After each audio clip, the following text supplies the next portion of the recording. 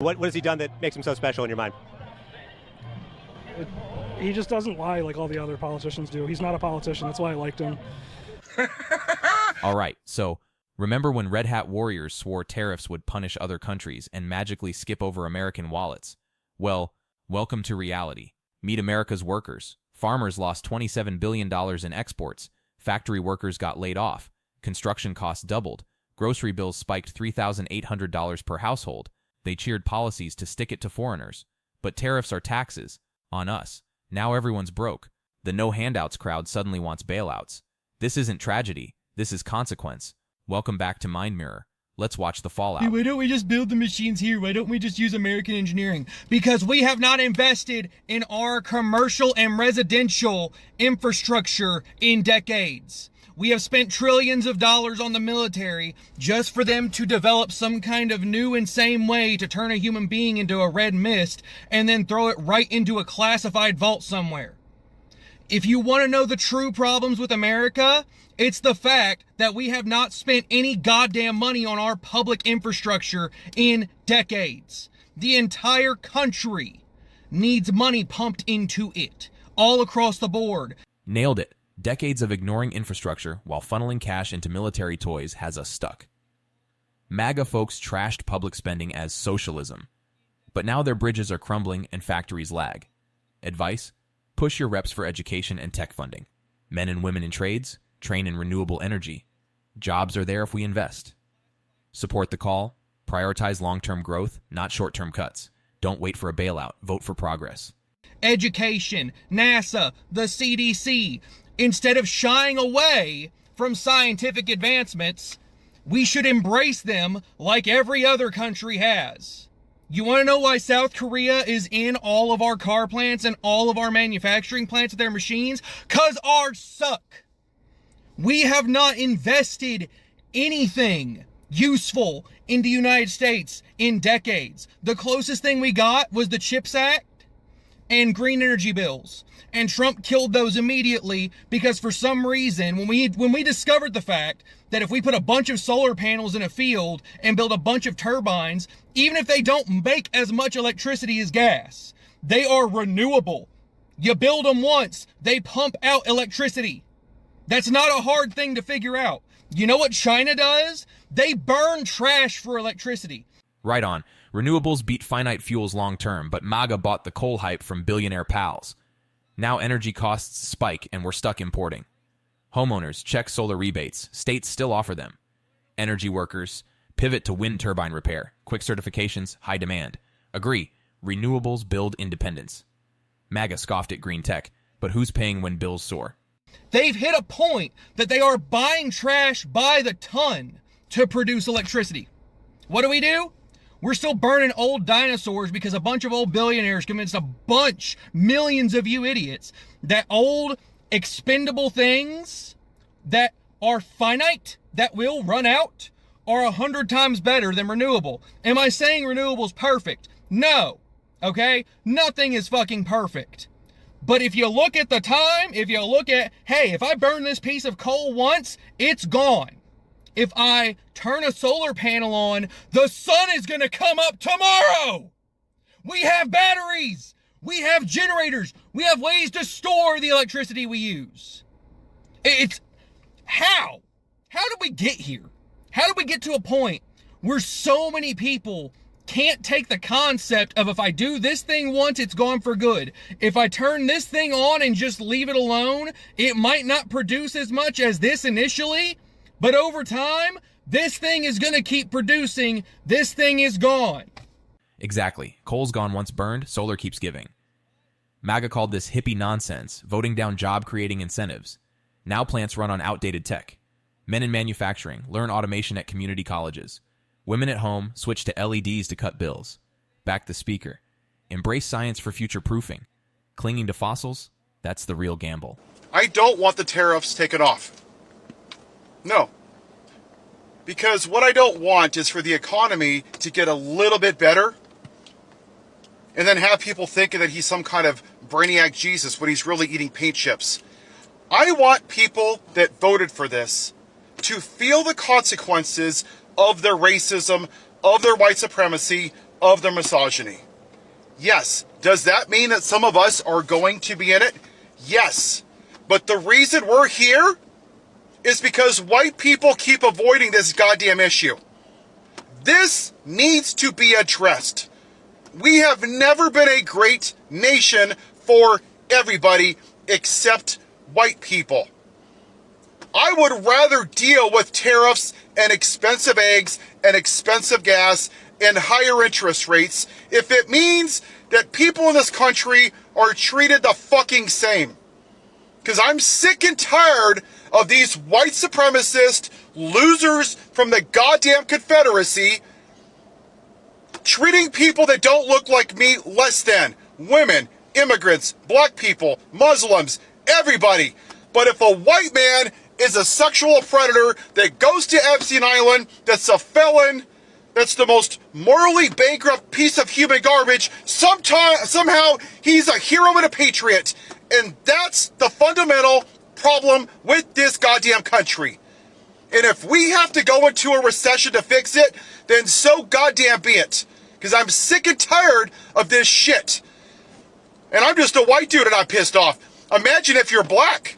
Generation after generation after fucking generation of being treated less than by these fake-ass white supremacist Christians that say, love thy neighbor, while their fucking grandparents owned black people like pets because they were too goddamn lazy to do it themselves.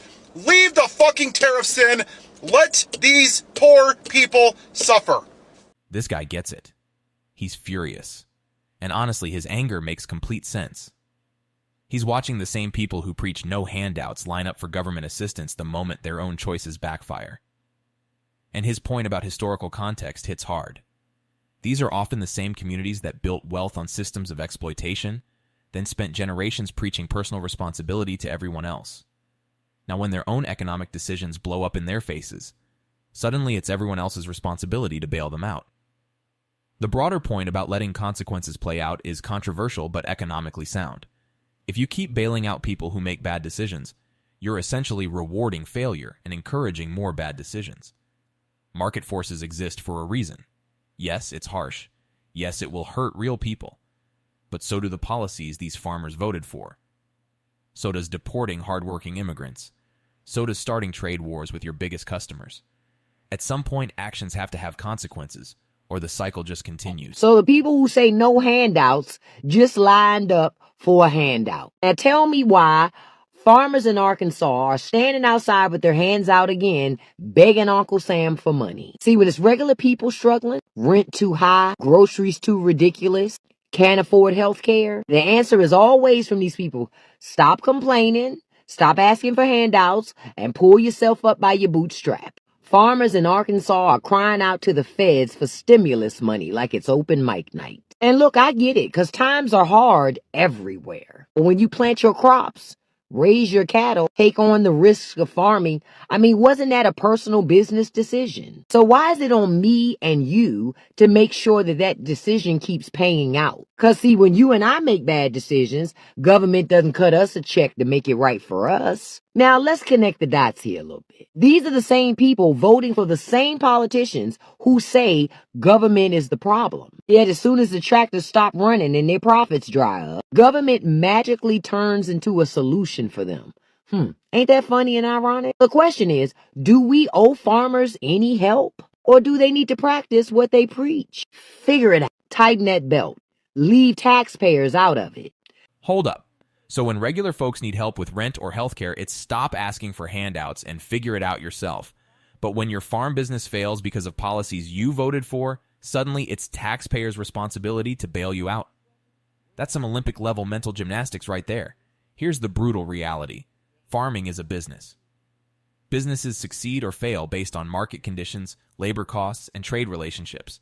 When you vote for politicians who promise to blow up those exact things, you're essentially voting to sabotage your own company. And let's talk about that personal responsibility these folks love to preach. Where's the personal responsibility in voting for tariffs that price your product out of international markets? Where's the accountability in supporting deportation policies when 70% of your workforce is undocumented immigrants?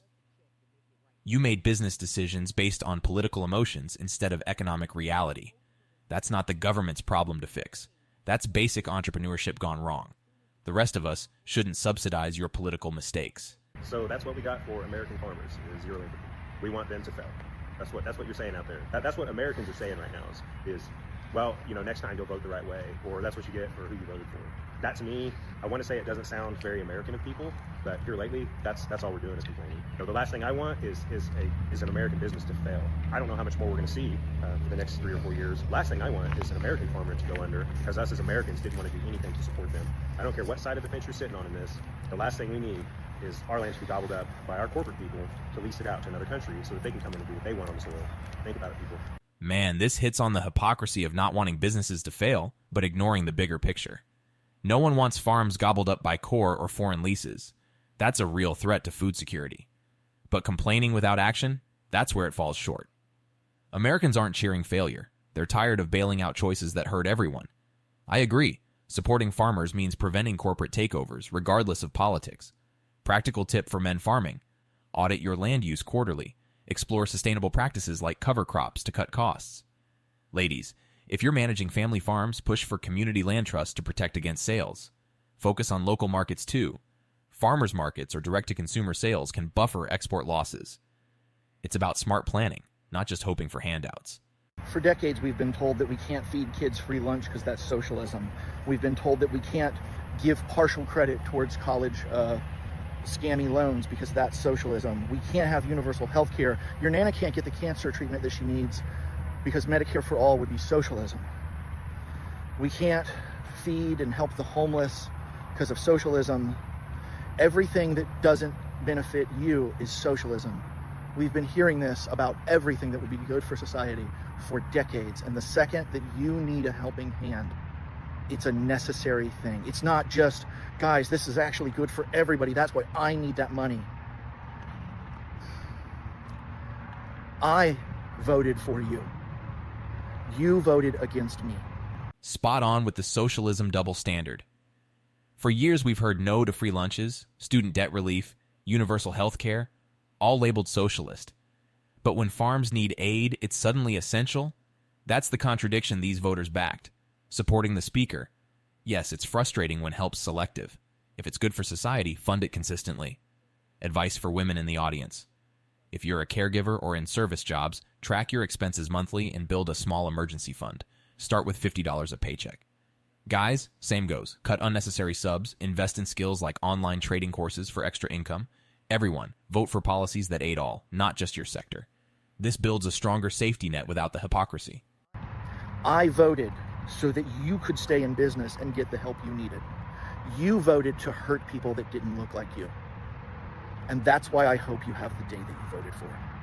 And I hope you get everything you voted for that we told you was going to happen.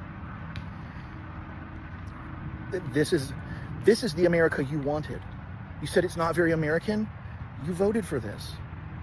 You voted for this, and now you're getting what you voted for. And I'm sorry that you're not smart enough to have actually looked into what we told you was going to happen. Have the day you voted for. This wraps the voting consequences perfectly. You voted to hurt others. Now face the fallout. It's the America they wanted. Less aid, more division. I back this. Warnings were clear, but ignored. No one's gloating. But accountability matters. For men watching who supported this, reassess. Join local policy groups to advocate for balanced trade. Women, if affected by similar choices, focus on financial literacy. Apps like Mint help budget against inflation. Practical step. Both genders diversify investments, put 10% into stable funds. Learn from this. Research candidates' economic plans thoroughly before voting. It prevents repeating cycles of regret. For the first time in documented human history, you can say, did you see what that piece of shit did yesterday? And 100% of people will know exactly who you're talking about. You might not fucking like it, but you know it's true. 65% of Americans live paycheck to paycheck. 65% of Americans do not even have $1,000 for an emergency fund. More than that are 2 paychecks away from homelessness. The states struggling right now the most, the people in the states, the top 2, are both red states. Number one is Texas. The people there are struggling financially. The second state is Florida, another red state. The people are struggling. What do you think is going to happen when they lose their job in a couple weeks? They can't afford groceries. They can't pay their car payment. They can't pay their light bill. They're going to be up in arms. You and I know, because we're smart, know that it's going to be the regular average Joe that is going to be screaming in the streets, screaming because of our government. Just remember, Republicans did that. The stats here are eye-opening. 65% living paycheck to paycheck. Red states like Texas and Florida hurting most. Job losses will spark outrage, and it's on Republican policies. Agree totally. Regular folks will bear the brunt, not the elites. Advice for guys in these states? Upskill now. Free online certs in trades like plumbing or IT can lead to steady work. Women, if in retail or hospitality, cross-train in admin roles for flexibility. Everyone, cut debt, negotiate bills, consolidate loans, stock basics like rice and canned goods affordably. Protect your family by planning, not panicking. Trump won't, so you must. Mexico and China are the two biggest rice buyers for the United States. They buy more rice off of us than anyone. And when they stop buying rice, we have nowhere to go with the rice. It won't be a trickle-down effect. It will be like flushing a toilet if the ag industry collapses. Totally 100% dependent on the Lord Jesus Christ. I surrender it to him. No, you simple fuck. If you were leaving it in the Lord's hands, you wouldn't be asking for a handout. Literally voted to not feed the hungry. Jesus doesn't fuck with you. This clip shows desperation. Rice exports tanking to Mexico and China, farms collapsing. Then the bailout plea while voting against aid for others? Spot on critique. If it's in God's hands, why beg taxpayers? Supporting. Farmers are welfare dependent yet bash others. Advice for men farming. Pivot crops. Switch to domestic demand like veggies for local chains. Women in ag manage finances tightly. Use tools like QuickBooks for tracking. Both build networks. Join farmer alliances for shared resources. Learn the lesson. Don't vote against aid systems you rely on. Sustainability comes from strategy, not just prayer. But before we go any further, I must address the MAGA idiot in the room. Katrina, yes, I do believe that food grows on trees. Say the illustrious apple, for one. I am very concerned. Katrina, the brilliant horticulturist, made this comment because I said, does money grow on trees? In response to the Nebraska farmers who are begging for a check. The American taxpayers bailed them out the last time that freak was in office, and we don't want to do it again. They should have planned better. They should find those bootstraps and pull them real hard. And how are the Americans going to eat? These are cash crops we're talking about. Corn, soybeans, will be fine. This is food that is exported out of the United States. They said they wanted U.S. aid gone, right? Where the fuck do their excess crops go? To feed the hungry via U.S. aid. They made themselves redundant.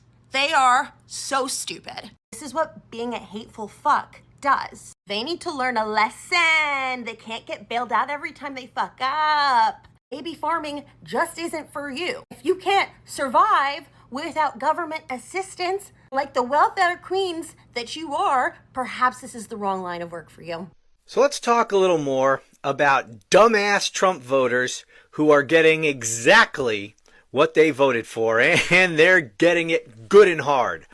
Now, as bad as things are right now, and they are bad, I at least take a little comfort in knowing that we still live in a democracy, and that in a democracy, the voters get what they vote for.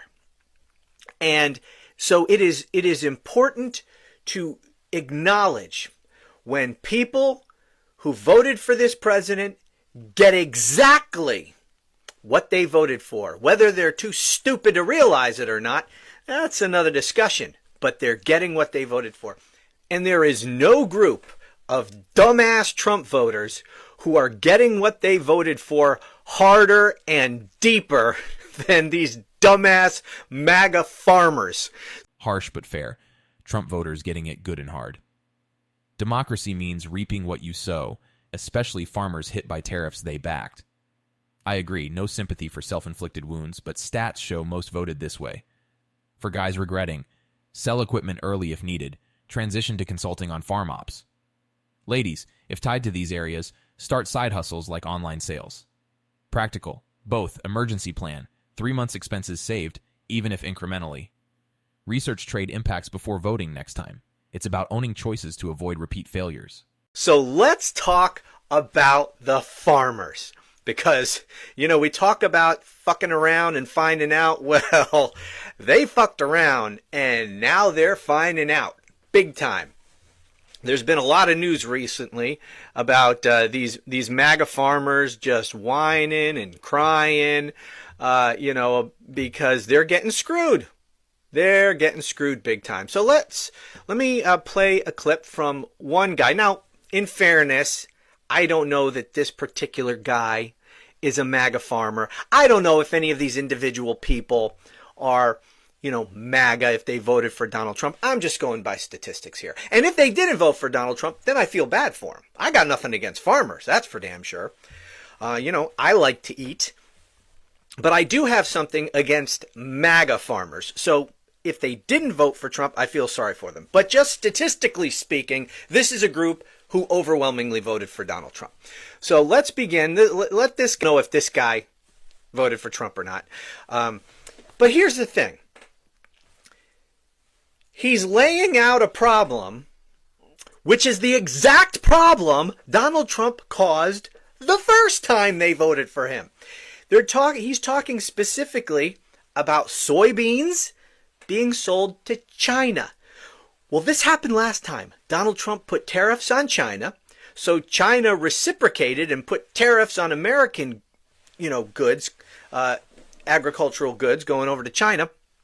Chief among them, soybeans. China, I was going to say buys or used to buy a lot of soybeans from us. And when Donald Trump put tariffs on the first time, these farmers, these soybean farmers, lost millions. They lost millions to the point where Donald Trump bailed them out. Maybe echoing the soybean saga. Tariffs killed markets last time, bailouts followed. Now repeating? Fully support, voters were warned, China shifted to Brazil. Advice for men, hedge risks with futures contracts or insurance add-ons. Women managing households, budget for rising costs, shop bulk. Everyone educate on economics, read basic trade books. Don't expect do-overs, build multiple buyers now. This prevents total dependency on volatile policies. This video is for MAGA farmers and MAGA farmers only. If you're not a MAGA farmer, go ahead and scroll. Hi guys. It appears as though you were suffering the first consequence for your actions in your entire life. You were told in excruciating detail what was going to happen if you voted for Donald Trump. And because you didn't believe anyone, you voted for him anyway. And now your crops are rotting in the fields because he deported all of your workers. Your money is drying up because there's no one to buy these crops from you because he shut off all exports due to this weird global game that he has no clue how to play. And it appears as though you generational farmers are going to be losing the land that has been in your families for generations. And so you're begging to be bailed out so that that doesn't happen. We're not doing it this time. You've managed to get away throughout your entire lives and your entire careers of having no consequences for the choices that you make. The choices that affect others, but never affect you because you always get a government bailout. You don't want your tax dollars to go to the welfare queen who is using food stamps to feed her kids, but you've got your hand out like Mona Lisa Saperstein asking for money anytime anything goes slightly wrong for you. I think you may have gambled on this one too many times, and your requests for help are falling on deaf ears, not just from those of us who warned you, but from the government officials that you're begging for money. Arkansas farmers gathered in a town hall meeting a few days ago to pray for help. I'm not sure why you think that prayer is going to change Donald Trump's mind, but do you, I guess. I'm very sorry that you're looking at losing everything right now because of the way that you voted, but I'm not sorry to see you suffering a consequence for once.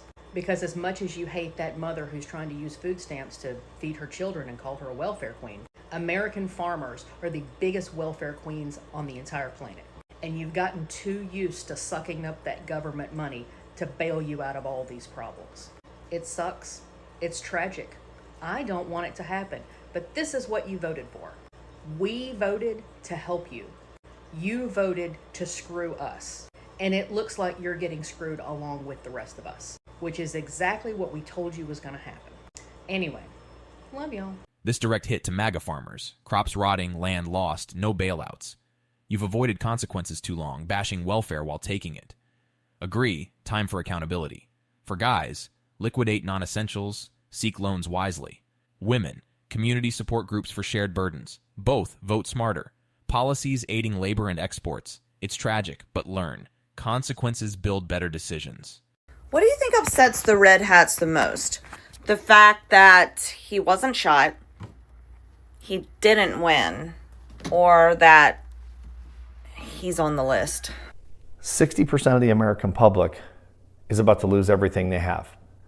People living paycheck to paycheck are about to go broke. The GDP numbers came in yesterday, and of course the economy receded, which I predicted 2 months ago, and people laughed. Mark my words, the second quarter is going to be far worse.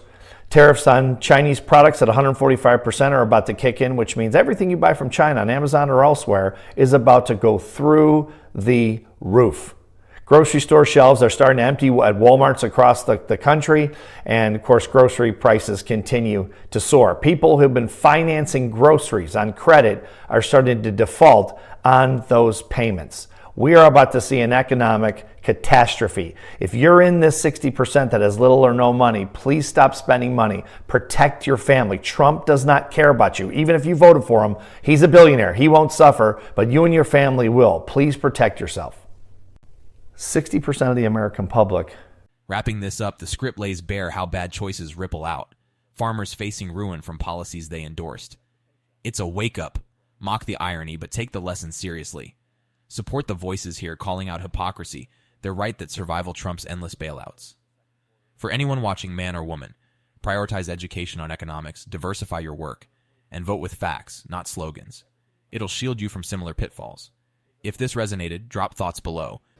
This latest fuck around and find out is Meijer food stores, Meijer grocery stores, especially the one in Seven Hills, Ohio. If you haven't seen all the reports and videos on TikTok and all over the place of this young man with autism who was taking these expired fruit cups so he would have something to eat, because obviously Meijer doesn't pay enough and his kid's hungry.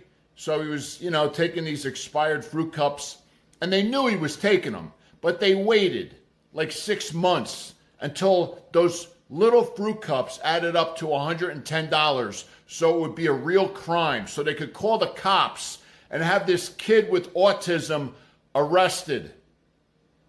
Shameful. Well, now they're catching a lot of heat from doing that.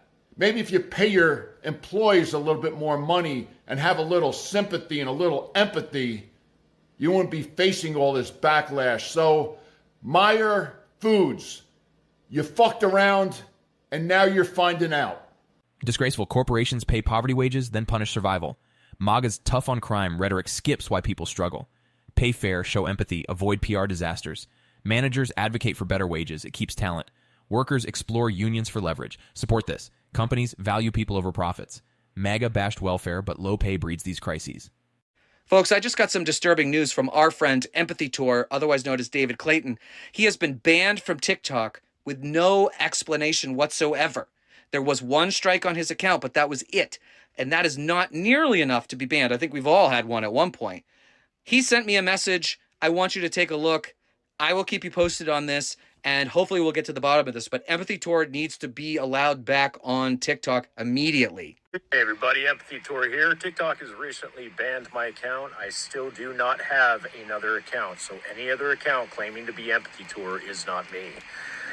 Follow me on Instagram, official Empathy Tour. I have sent in the appeal. I don't know if TikTok will reinstate it. I only had one strike and only one piece of content that was found to be violating TikTok guidelines, because I do not violate TikTok's guidelines. I think this is obvious suppression of freedom of speech, as well as the unlimited amount of fake imposter accounts that are reporting me from my very last post calling out Empathy Tour 24 for not being me. So, yeah, follow me on Instagram or Blue Sky, and I will be back with TikTok just as soon as I can. Keep up the fight, guys. Banning voices like Empathy Tour kills open debate. MAGA cries free speech, but reports critics Hypocrisy much? Back the speaker.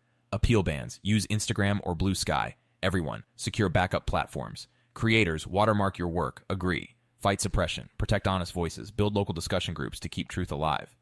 I didn't realize that 300 of the people working at the LG battery site inside the Hyundai MAGA site were either working on expired visas or didn't have proper visas. And now they're being flown home on a cushy plane, according to the Trump administration and their country. And their country and the Trump administration are going to figure out what they need to do to... This woman killed 8,500 American jobs. That's what they're estimating was going to be employed by this plant that's now being shut down by South Korea because they don't want to have anything to fucking do with our crazy ass fucking country. Put that into perspective.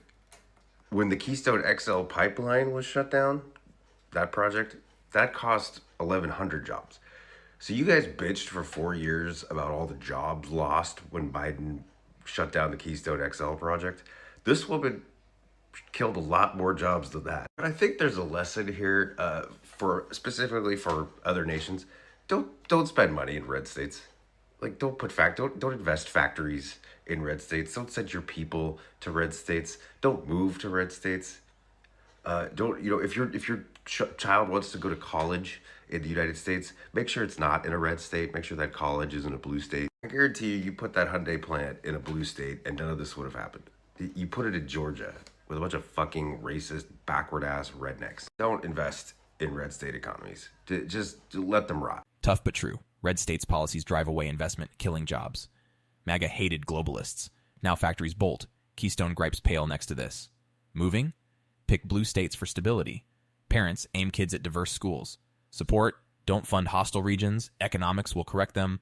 Workers explore remote jobs to stay flexible. 60% of the American public is about to lose everything they have.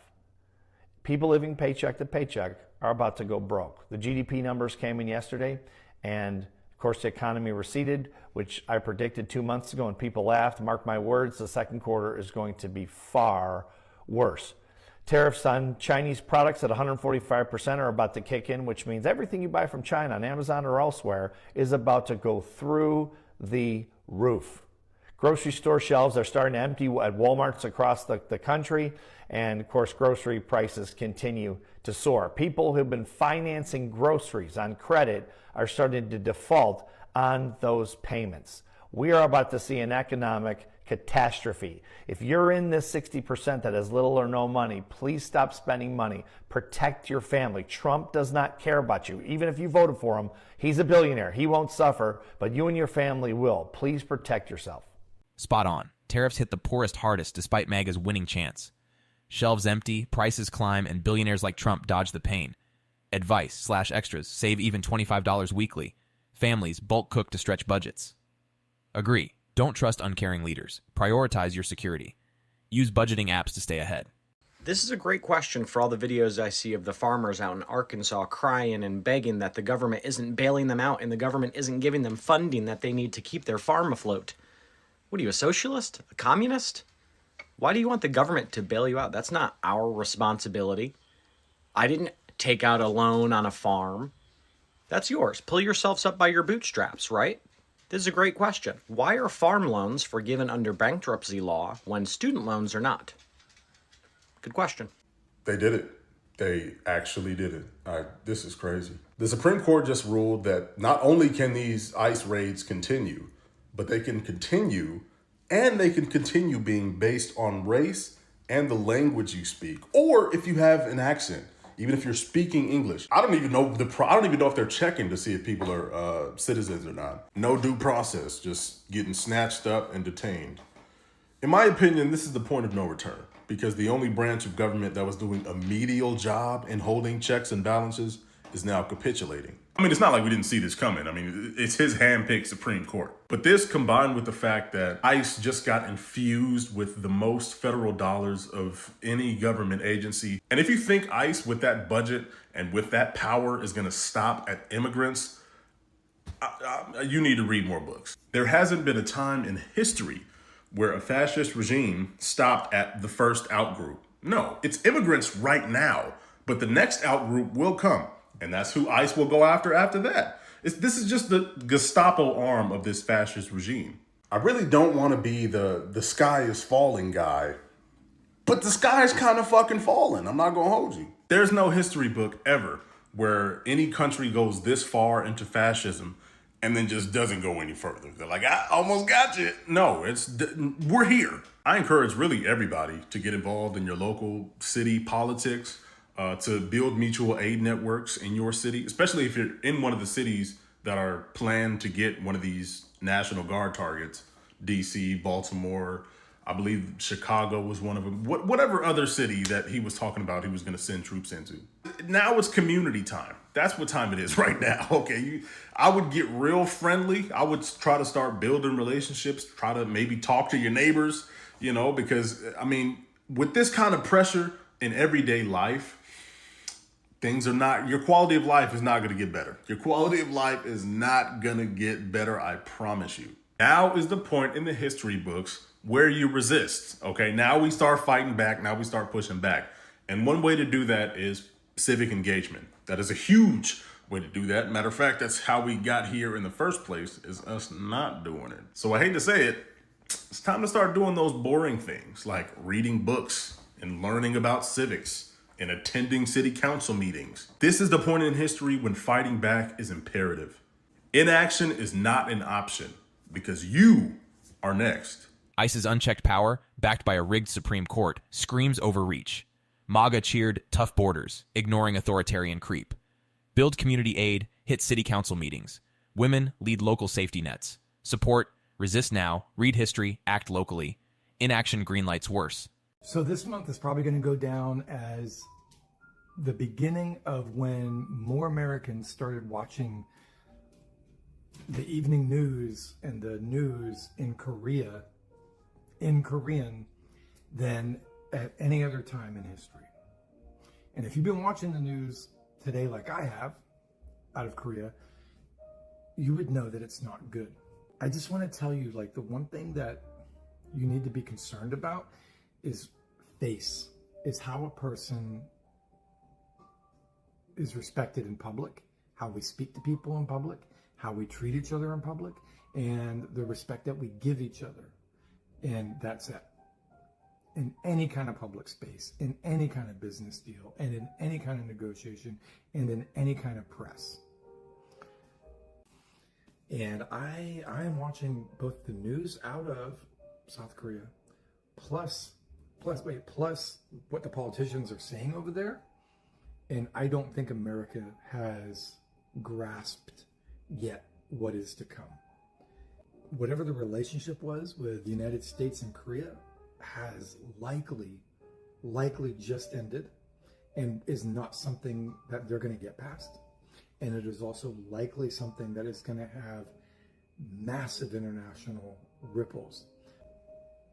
I'm also seeing the news from the folks in that little region of Georgia where they're trying to still spin it in their favor and tell a story about how these people did wrong and that people did wrong and these folks did wrong. And the reality is like what you probably don't realize is the longer that continues and the longer the authorities kind of roll that thing, then this side over here sees that as continued disrespect. Meanwhile, we're literally hearing from a lot of those young people that were picked up at that plant. They're already on social media. They're already posting videos about how they were treated, what their story is, how long they've been here. You know, this is the reality of open media, is that people are going to be able to verify what the story really is, right? I wouldn't be surprised if we don't hear by the end of this week, get ready, that both LG and Samsung are going to pull the majority of their business out of this country. Yeah, and you might remember, and that might sound shocking to a lot of people and far-fetched, but even with the investments they made, they're going to feel it's safer for them and their people to not be here. Yeah, that's not good. That's not good. This side over here is going to say that they were all here smuggled in illegally and there was all these things that were bad going on. Well, that's an honest argument to make. If it was factual, right? It would be an honest and good argument to make if it was factual. But you know, I'm sure that there's going to be some things that come out from this side that are accurate and that do tell that story and that do say this person here, that person there. You know why I know that that's going to come out? Because it's going to have to come out. Our administration is now going to be faced to have a standoff with South Korea in the press, which is already a losing proposition to them because our people got arrested. We were over there working and we were doing the USA a solid. Makes sense now, right? Everything's about face. The Korean government's already winding up to take assertive action if you've been watching their news. It's not good. And what Americans don't realize is Koreans are more conservative than they are. I don't think that Americans realize how conservative normal Koreans are. Outside of anime culture, outside of all the things that get exported from media and television, Koreans are they're very conservative. Most of them, all, if not all of them, go to church. You know, and I can't see this having good resolution in the coming weeks. And, you know, people in Georgia are upset and should be rightly upset because now this is an international problem on both sides, right? All right, but Hyundai is likely going to pull up out of the United States. That's my bet. And they'll probably, with Samsung and LG, Hyundai, and Kia, they're probably going to say that this relationship we had is no longer working. Korea's out, face matters globally, and MAGA's raids insulted allies, tanking partnerships. Their conservatives are stricter. This won't end well. Businesses study cultural norms for deals. Individuals learn basic diplomacy for career edge. Agree. Disrespect costs jobs. LG, Samsung may bail. Social media exposes the truth despite MAGA spin. I'm about to show y'all the best case of fuck around and find out that you have ever seen. Watch this. Say hi to Janet Correa. Her husband just got deported a few weeks ago after leaving a legal immigration appointment down in Florida. And let's see what she was doing leading up to last November's election.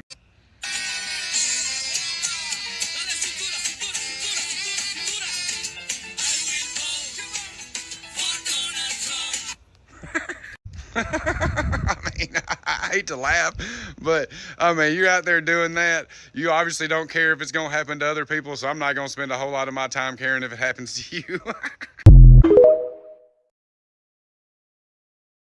This video is beyond disturbing and really shows the current state of America. So a black father was trying to buy a Barbie doll for his daughter when he was confronted by a group of Christians who were trying to say he's going to hell because the Barbie doll is black. I wish I was being sarcastic, but I'm really not. Take a look at this video. God knows your name.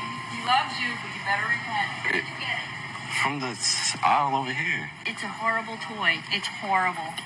You need to know Jesus. You know Jesus? You need to know Jesus. I think you want to play with darkness, do you? Jesus said, come into the light. It's not just a toy, and you know it. It's just a toy. Take it. I don't take things from strangers, man. You can have this back. Good, then go to hell. That is obvious racism and it's happening in broad daylight, in public with no shame. In fact, they think they're following God's teachings. No parent should have to explain to their child why someone thinks the color of their skin or their Barbie doll is evil. Imagine thinking that someone deserves to suffer for all of eternity because they purchased a black Barbie doll. I mean, what are these people thinking? If you're not outraged by this, you should be, because it's a reminder that silence allows this type of hate to thrive. We have a breaking news story. This is the biggest news story that I have ever seen in my life. We have a handwritten receipt of a victim being trafficked from Jeffrey Epstein to Donald Trump. Be ready to pause this video, read this image that I'm about to put on the screen, and make sure not a single American goes another day without knowing that this image exists.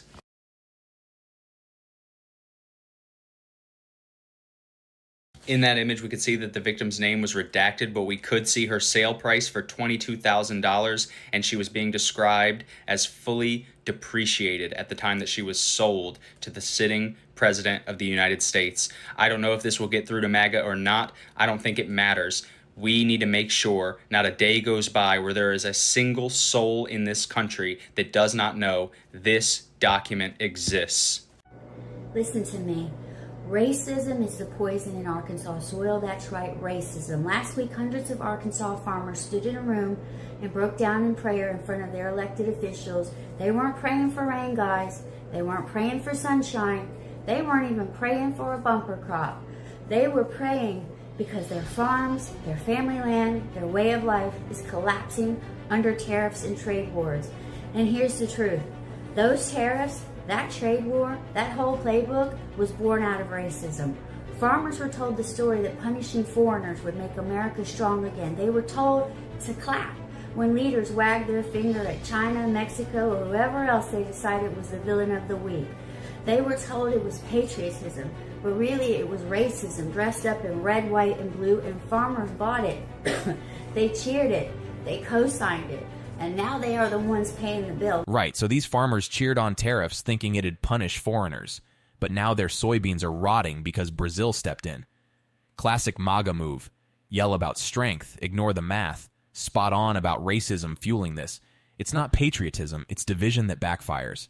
I agree, history shows policies like Jim Crow or internment wrecked economies for everyone involved.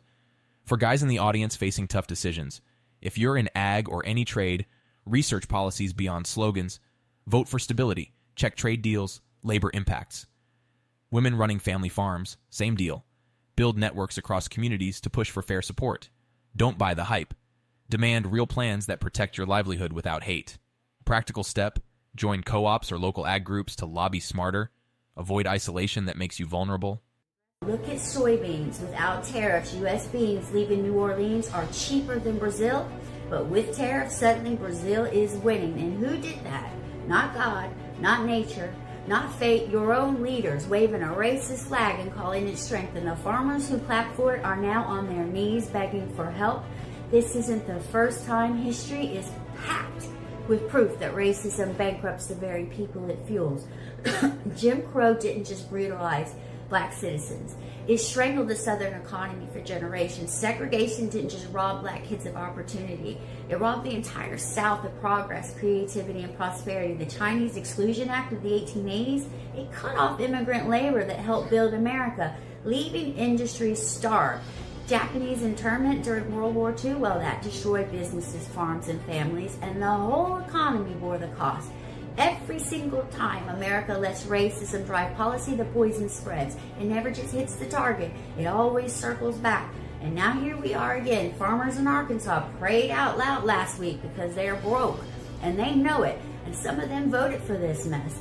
Some of them cheered when the tariffs went into place because they thought it would put others in their place. But you can't hate and expect to harvest prosperity. You cannot poison your neighbor's well without eventually drinking from it yourself. So let's call this what it is. Racism is the poison in your soil. It's why your crops can't compete. It's why your barns are empty. It's why you bowed your head in front of men in suits who don't care about you at all beyond your vote. Racism doesn't just starve the people you think are your enemies, it starves you. Arkansas, this is your wake-up call. You can pray all you want, but you have to face the truth. Nothing changes unless you do. Racism isn't strength, it's weakness. It's not power, it's poison. It's killing your farms, your family, and your future. Please wake up. Man, that hits. You can't poison the well and expect clean water. These MAGA folks waved flags at rallies, bought the us versus them line, now begging suits who use them for votes. Totally agree, racism isn't power, it's a trap that starves your own future. We've seen it cycle back every time. Advice for men out there echoing this. If you're leading a household or business, drop the divisive talk. It costs jobs and peace. Focus on building alliances. Network with diverse suppliers. Learn from global markets. Women in similar spots. Advocate for inclusive policies that lift all boats, like fair labor laws. Key move. Track your reps' voting records on trade. Hold them accountable. This wakes you up to vote with facts, not fear, securing long-term wins for your family. I am tired of subsidizing, of paying for farmers' social views. American farmers vote red handily, perhaps in the past for economic policy. Not anymore. The first Trump term, the government had to bail out the farmers with taxpayer dollars because Trump's trade war sent them all barreling toward insolvency. There is no economic reason, looking at any of Trump's campaigned economic plan, for farmers to vote red. So I presume they vote red for their social values. Fine. Except it's not. Because now, again, second Trump term, they're begging and pleading for another bailout. Now, I've never been as worried as I am now. And what it costs for us to farm is astronomical now. We're going to lose 25 or 30% of the farmers in this country if they don't do something. That would be 8 or 9% of the whole U.S. crop would normally be on the books with China right now, and we have zero. That is alarming. Soybeans are the #1 agriculture export to China, and in the last trade war, it was 71% of the losses that we had. We need farmers, okay? Certainly, obviously. But I do not want to pay for my food they produce and for their poor political choices. If they want to vote for the party explicitly promising tariffs that they know from the last trade war, will put them all out of business, then you eat the consequences of that this time. You don't get a bailout a second, a third, a fourth time. I don't think that's being harsh. I think that's incredibly reasonable. So that's what we got for American farmers, is zero empathy. We want them to fail. That's what you're saying out there. That's what Americans are saying right now is, yes, that's what we're saying right now. well, next time you'll vote the right way, or that's what you get for who you voted for. Yeah, that's the way you voted. That's the fuck around and find out. Doesn't sound very American of people, but here lately, that's all we're doing is complaining. You voted for a con man, a felon. I don't know what to tell you. Is an American business to fail. I don't know how much more we're going to see for the next 3 or 4 years. Last thing I want is an American farmer to go under because us as Americans didn't want to do anything to support them. I don't care what side of the fence you're sitting on in this. The last thing we need is our land to be gobbled up by our corporate people to lease it out to another country so that they can come in and do what they want on the soil. Think about it, people. So if you could change back time, would you still vote for him? Because Kamala was going to help you guys. Donald was not going to help you. When he was going to make people rich and lower their taxes, he didn't mean you. This is just a FAFO. Sorry. And you said it best. You're sitting on the wrong side of the fence. Oof, the find out phase is real.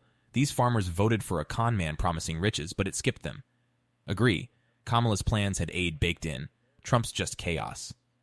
Mocking gently, they bashed handouts for others, now desperate for their own. Solid point on American businesses failing under this. Men watching, if you're in volatile fields, prioritize leaders with proven e-contracts. Study past bailouts failures. Shift to sustainable practices like no-till to cut costs. Women in the audience support each other in voting blocks for ag relief. Tip: map out your supply chain risks yearly. Vote to protect it.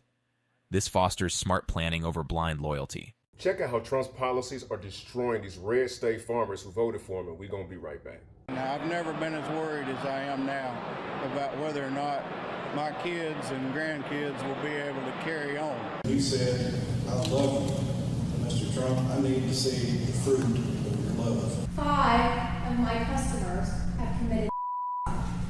That's how serious that this is. And what it costs for us to farm is astronomical now. I farm with paid-for equipment. All my tractors are 50 years old, and I can't hardly make this deal work. I think the tariffs are the ice cream on the cake of a perfect storm. After a horrible year last year where most farmers in Arkansas Delta lost money, this year's going to be worse. So my son will not be the seventh generation on our farm. We're going to lose 25 or 30% of the farmers in this country if they don't do something. It has to be done, and it's not just here. It's everywhere. Now, a lot of my liberal followers are understandably, justifiably like, well, F around and find out.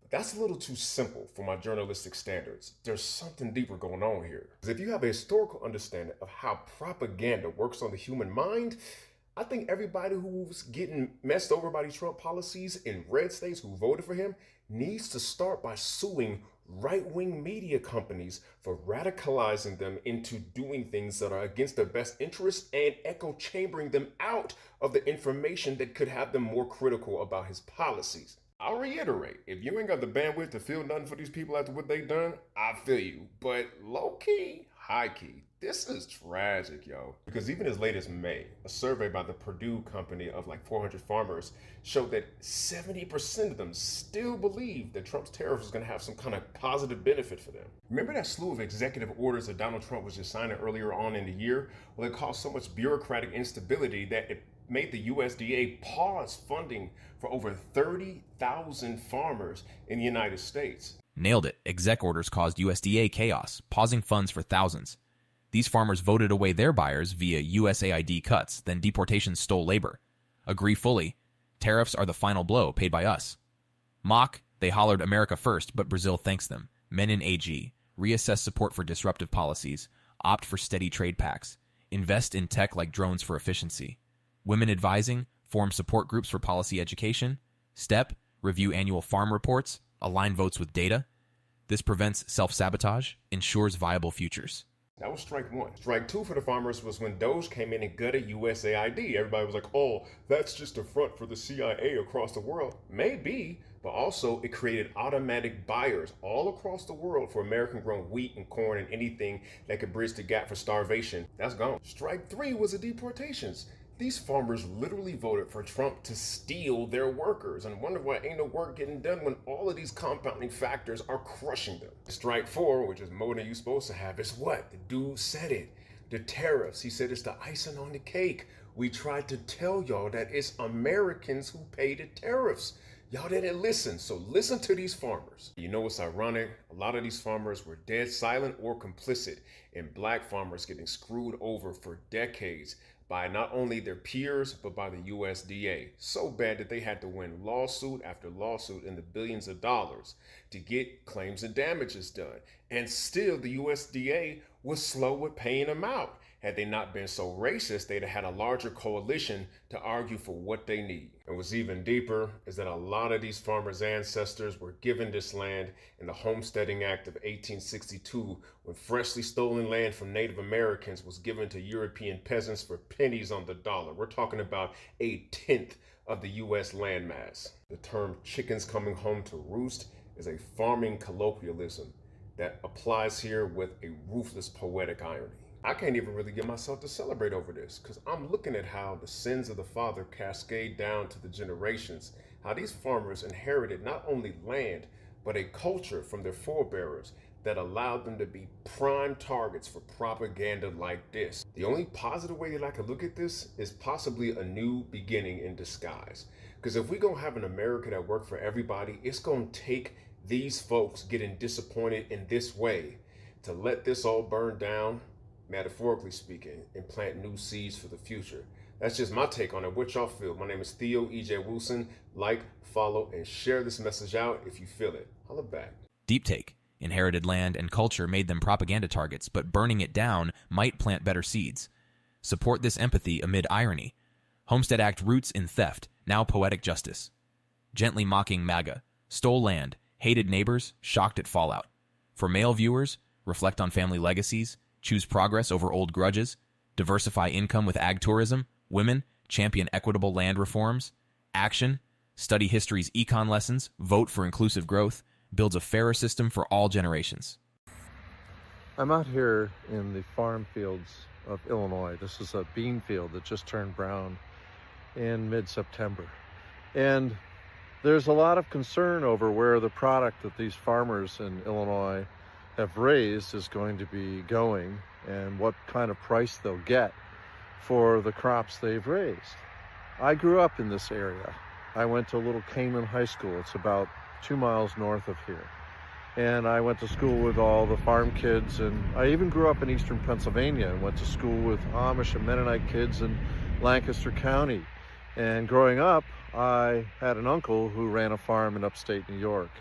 So I have some history with an empathy for farmers because I watch how hard they work to get this crop in the ground and its timing and the rains in spring, whether they come or not. One year it was too wet, the next year it's too dry.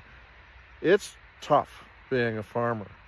But what's even tougher is growing all this crops and having all the equipment and debt you need to be a farmer and then be cast aside by things like tariffs. And that's what's so confusing to me. That people out here in farm country, a lot of them have Trump signs in their lawns. There's a huge one up the road here.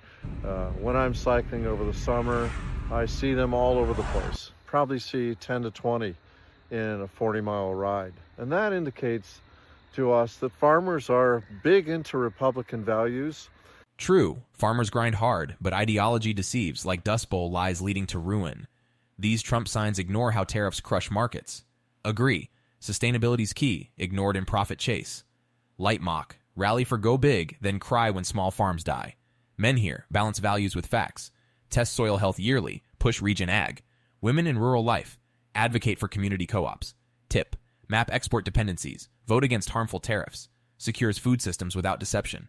And that's the other side of the coin here. You know, what is the ideology driving people to want to be Republican? Well, over the centuries, you know, that we've had farming here in the United States, there's been a lot of deception by conservatives. You know, the Dust Bowl came about because people were told to go on out, God will help you, and rain will follow the plow. And that was a lie. And what we wound up with is agricultural conditions that basically turned the entire Great Plains to dust. And there's sort of a similar thing going on in Illinois in many states because soils are not in a great condition here either. And there's just sort of been this profit-oriented idea that it's your job to go and grind up the soil and get what you can out of it, get the best price for it, and we'll take care of the rest. You know, it's that classic sort of go, go, go ideology that people pride themselves on in America. But, you know, sustainability is a real problem. That's true in terms of economic markets, where a lot of crops from the United States are sold to other countries, for example, China. And now we've imposed tariffs on China, and guess who winds up paying the price?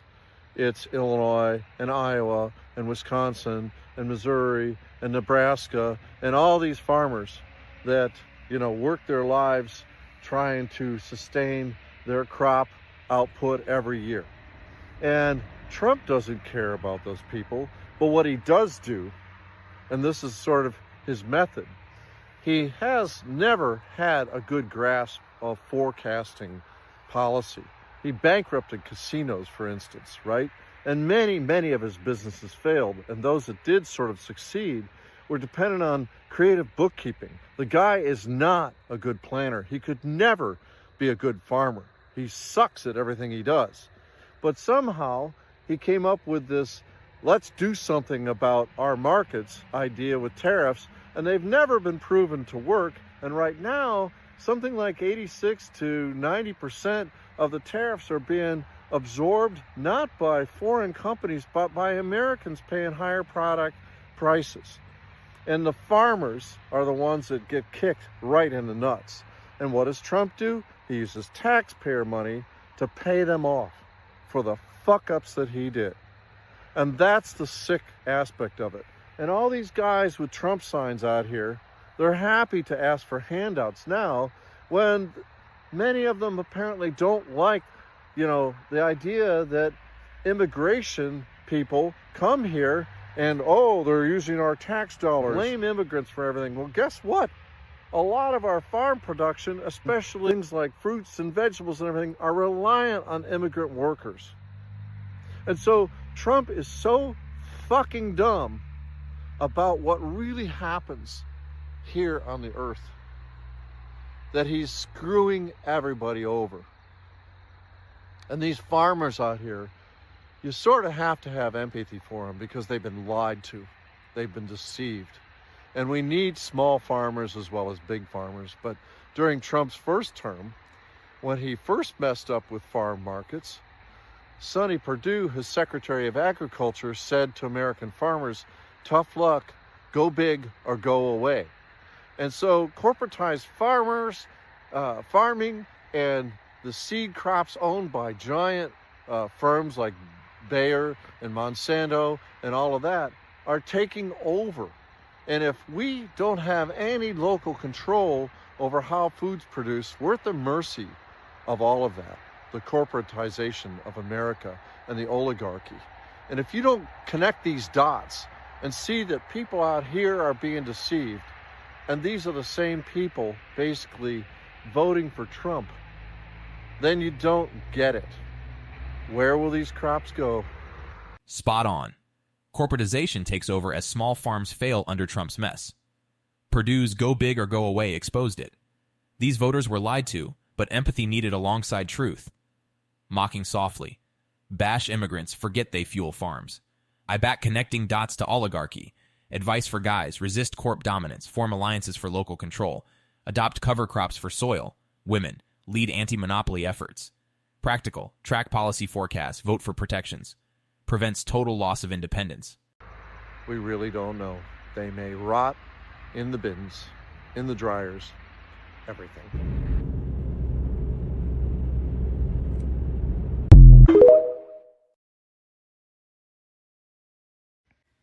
Under Joe Biden, farmers were given subsidies.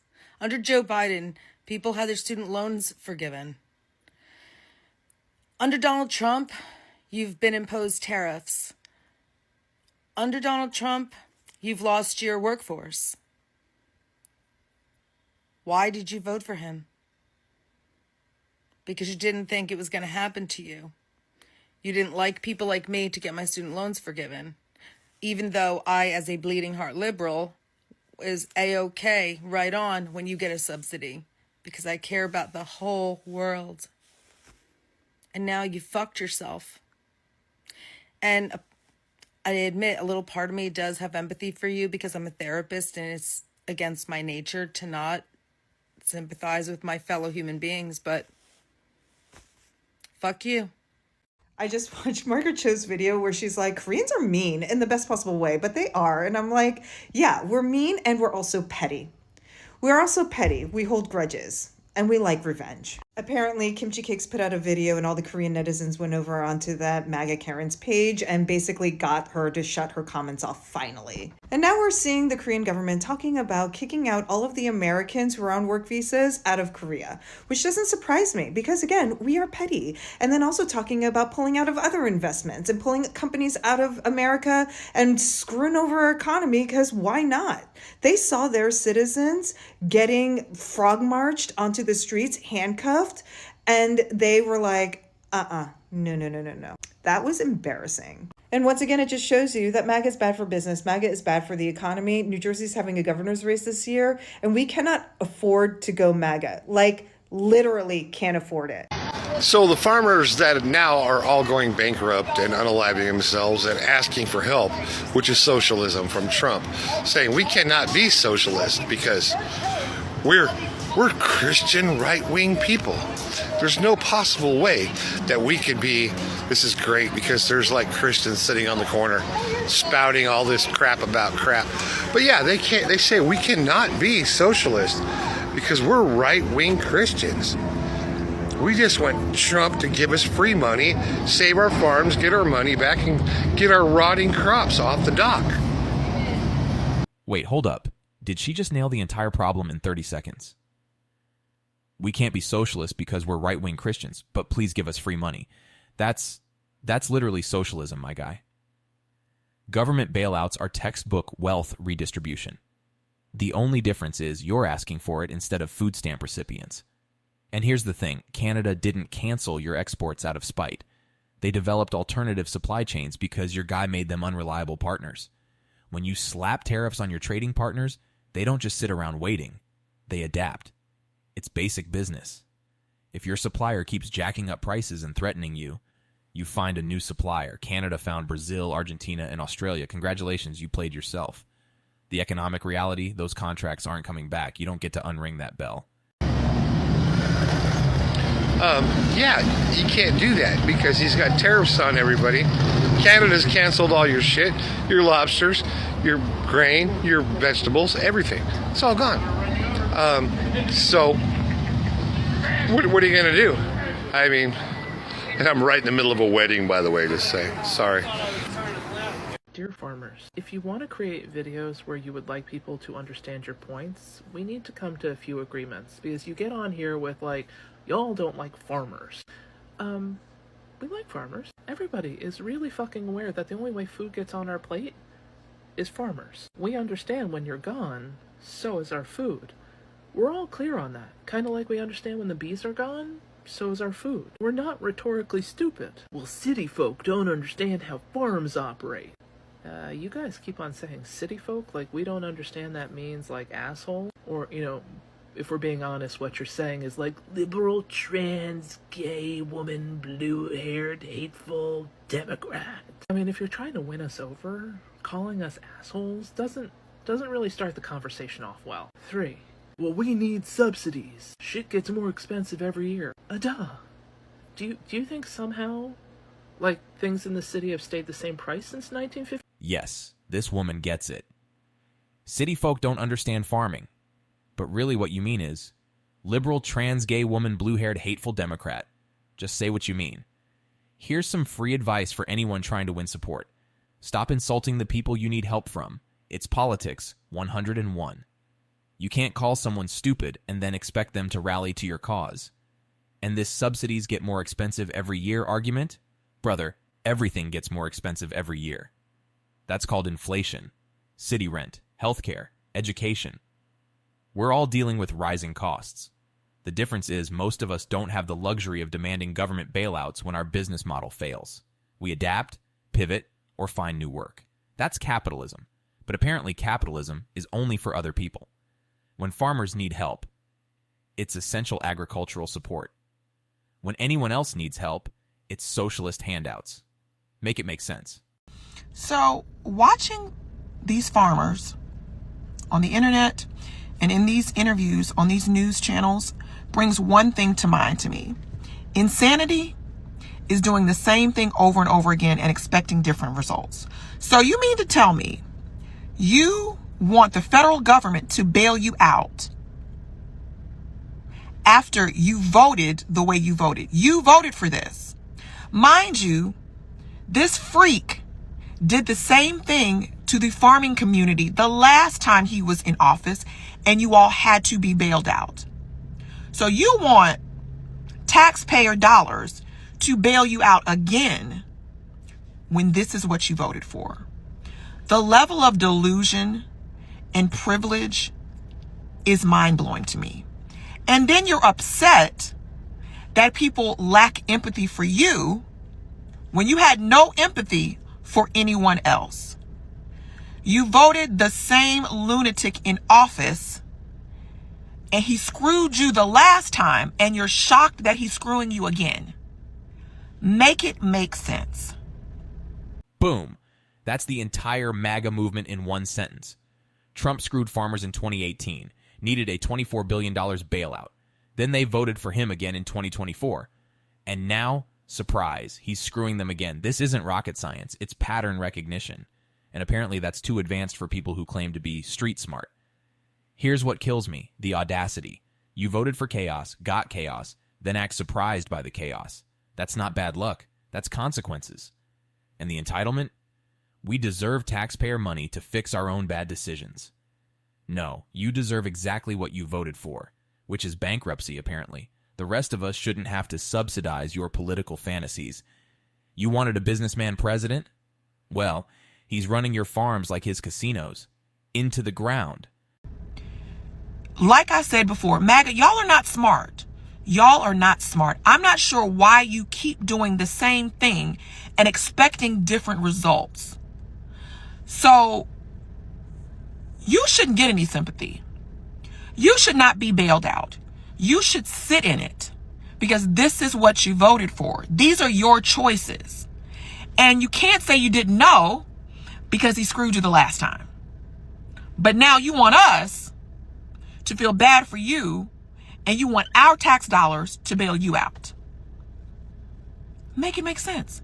It makes absolutely no sense. And you should have to sit in it.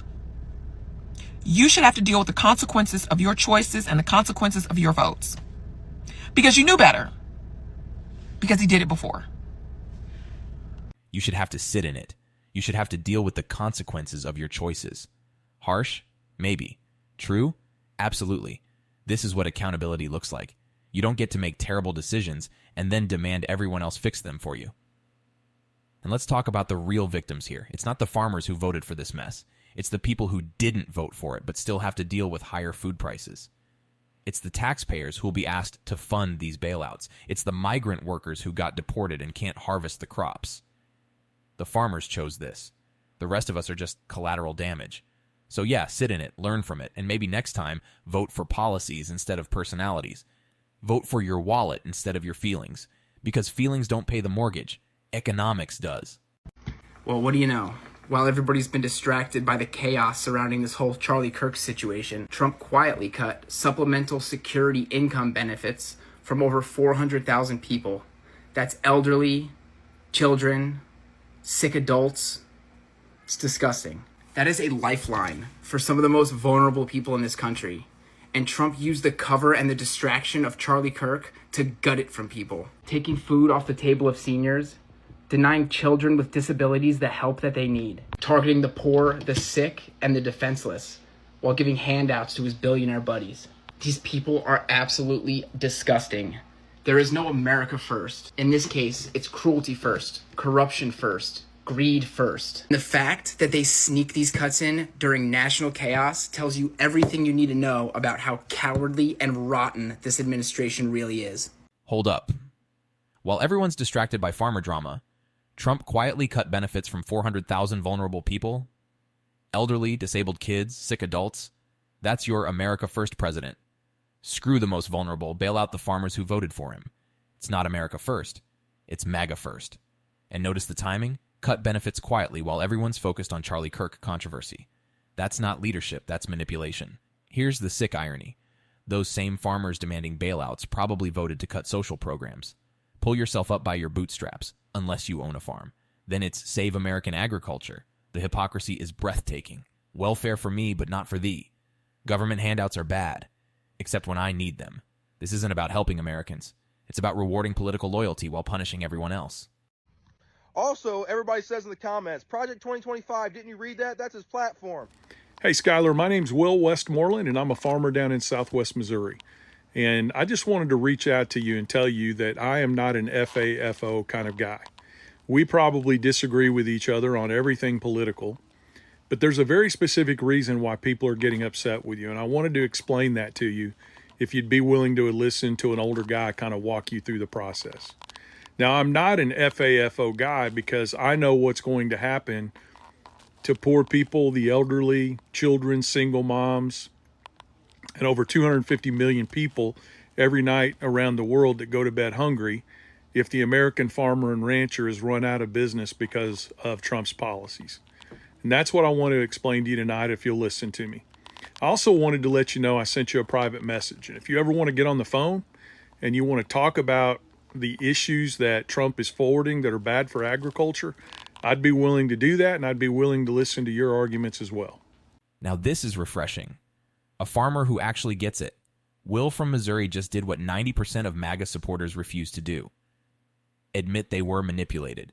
No ego, no defensiveness, just honest acknowledgement of reality. I'm not an FAFO guy because I know what's going to happen to poor people, elderly, children. That's leadership. That's taking responsibility beyond your own immediate interests. And notice his approach. He's not attacking anyone. He's educating. Explaining how the con worked, not just that it happened. This is how you build bridges. Not by calling people names. Not by doubling down on failed ideology. But by having honest conversations about real solutions. We'll get something that most MAGA supporters don't. When farming fails, everybody suffers. Food security affects everyone. I also want to let you know that I've been a political consultant for over 30 years. I want to be right up front about that. I do that in addition to farming. And I want you to know a lot of younger people don't know, and I don't mean that in a condescending way, but more of an educational way.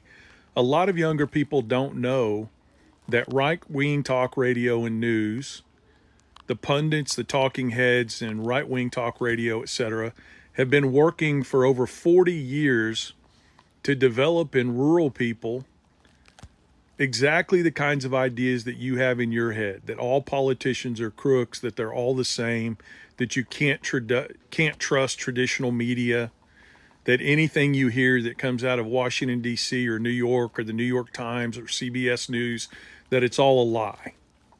And they did this on purpose, and they started with Ronald Reagan. We used to have what's called a fairness doctrine in this country, where if you were a radio station or a television station and you were using the public airwaves to present a message, we had a fairness doctrine where you were required by law to share the other side of the story. And President Ronald Reagan, who was president when I was in high school and a little bit younger than that, had the fairness doctrine eliminated. He had it taken out of the books. And there was a specific reason for that. It was designed so that organizations like Fox News and right-wing talk radio could start spreading the lie that all mainstream media was bad. Now, this was during the time of Walter Cronkite and Dan Rather, all the other news heads that we had out there that were highly respected. But it was a strategy to make it so that the airwaves no longer had to present an unbiased case. And then these right-wing media sources like Rush Limbaugh and Fox News, etc., began pouring it on to rural America. You can't trust politicians. You can't trust the news. And what they did is they focused on destroying the trust in these institutions so that they could replace it with another institution. And they did that. They replaced it with Fox News. They replaced it with right-wing talk radio. And I can't tell you how many times when I was growing up, when I was your age, I'd walk into a job site or be on a farm and I would hear right-wing talk radio blaring on the radio all day long. And then after they had destroyed our faith in media institutions in rural America, they then turned their guns toward the government itself. And they began building in us a distrust of government organizations. And Skylar, here's the facts, okay? You can look this up on your own, but these are the facts. Rural America uses more welfare than the blue cities do. Rural America needs more help feeding our children. We need more help keeping our hospitals open. And guys like you and I, farmers out there that grow row crops or do agroforestry or raise cattle, we take welfare too. Now, I don't think there's anything wrong with that because we can't control the cost of our inputs. We can't control the cost of what we sell our products for. We got to pay for shipping both ways, as Kennedy said. But the reality of the situation is they were able to instill in us the idea that the government money coming to us was okay and was a good thing, but the government money going everywhere else was a scam or a sham or communistic or socialistic, etc. This man just dropped a masterclass in media manipulation. The elimination of the Fairness Doctrine in 1987 was the beginning of the end. It allowed Fox News and right-wing talk radio to spread propaganda without having to present opposing viewpoints, and it worked exactly as designed. Destroy trust in mainstream institutions, replace them with partisan sources, then control the narrative. Rural America uses more welfare than blue cities, but they convinced rural voters that their welfare is different. Their subsidies are earned. Everyone else's are handouts. It's brilliant manipulation. Evil, but brilliant. The solution? Fact check everything. Don't trust any single source. And recognize that if someone's telling you only they can be trusted, they're probably lying to you. Critical thinking isn't partisan. It's survival. So it reached a fever pitch finally where a lot of rural people, over 70% of rural farmers and ranchers, only believe the Fox Newses and the talk radio.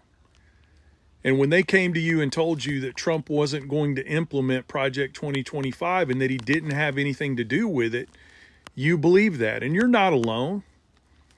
All I'm here to tell you is that you were lied to. I'm not asking you to admit you were wrong. I'm not telling you effed around and found out because I don't want to see you lose your farm. And if there's anything I can do to help you not lose your farm, I'd be happy to do it. But in the distrust that you built up for government over time, and due to the fact that you didn't think mainstream media was reliable anymore, and you began listening to the news sources that tried to convince you every day that Project 2025 was not a Trump deal, even though many, many people on his campaign worked for Project 2025, they put it together, they helped write it. There was an entire section on agriculture. And in that section on agriculture, they specifically say they're going to cut out programs like this.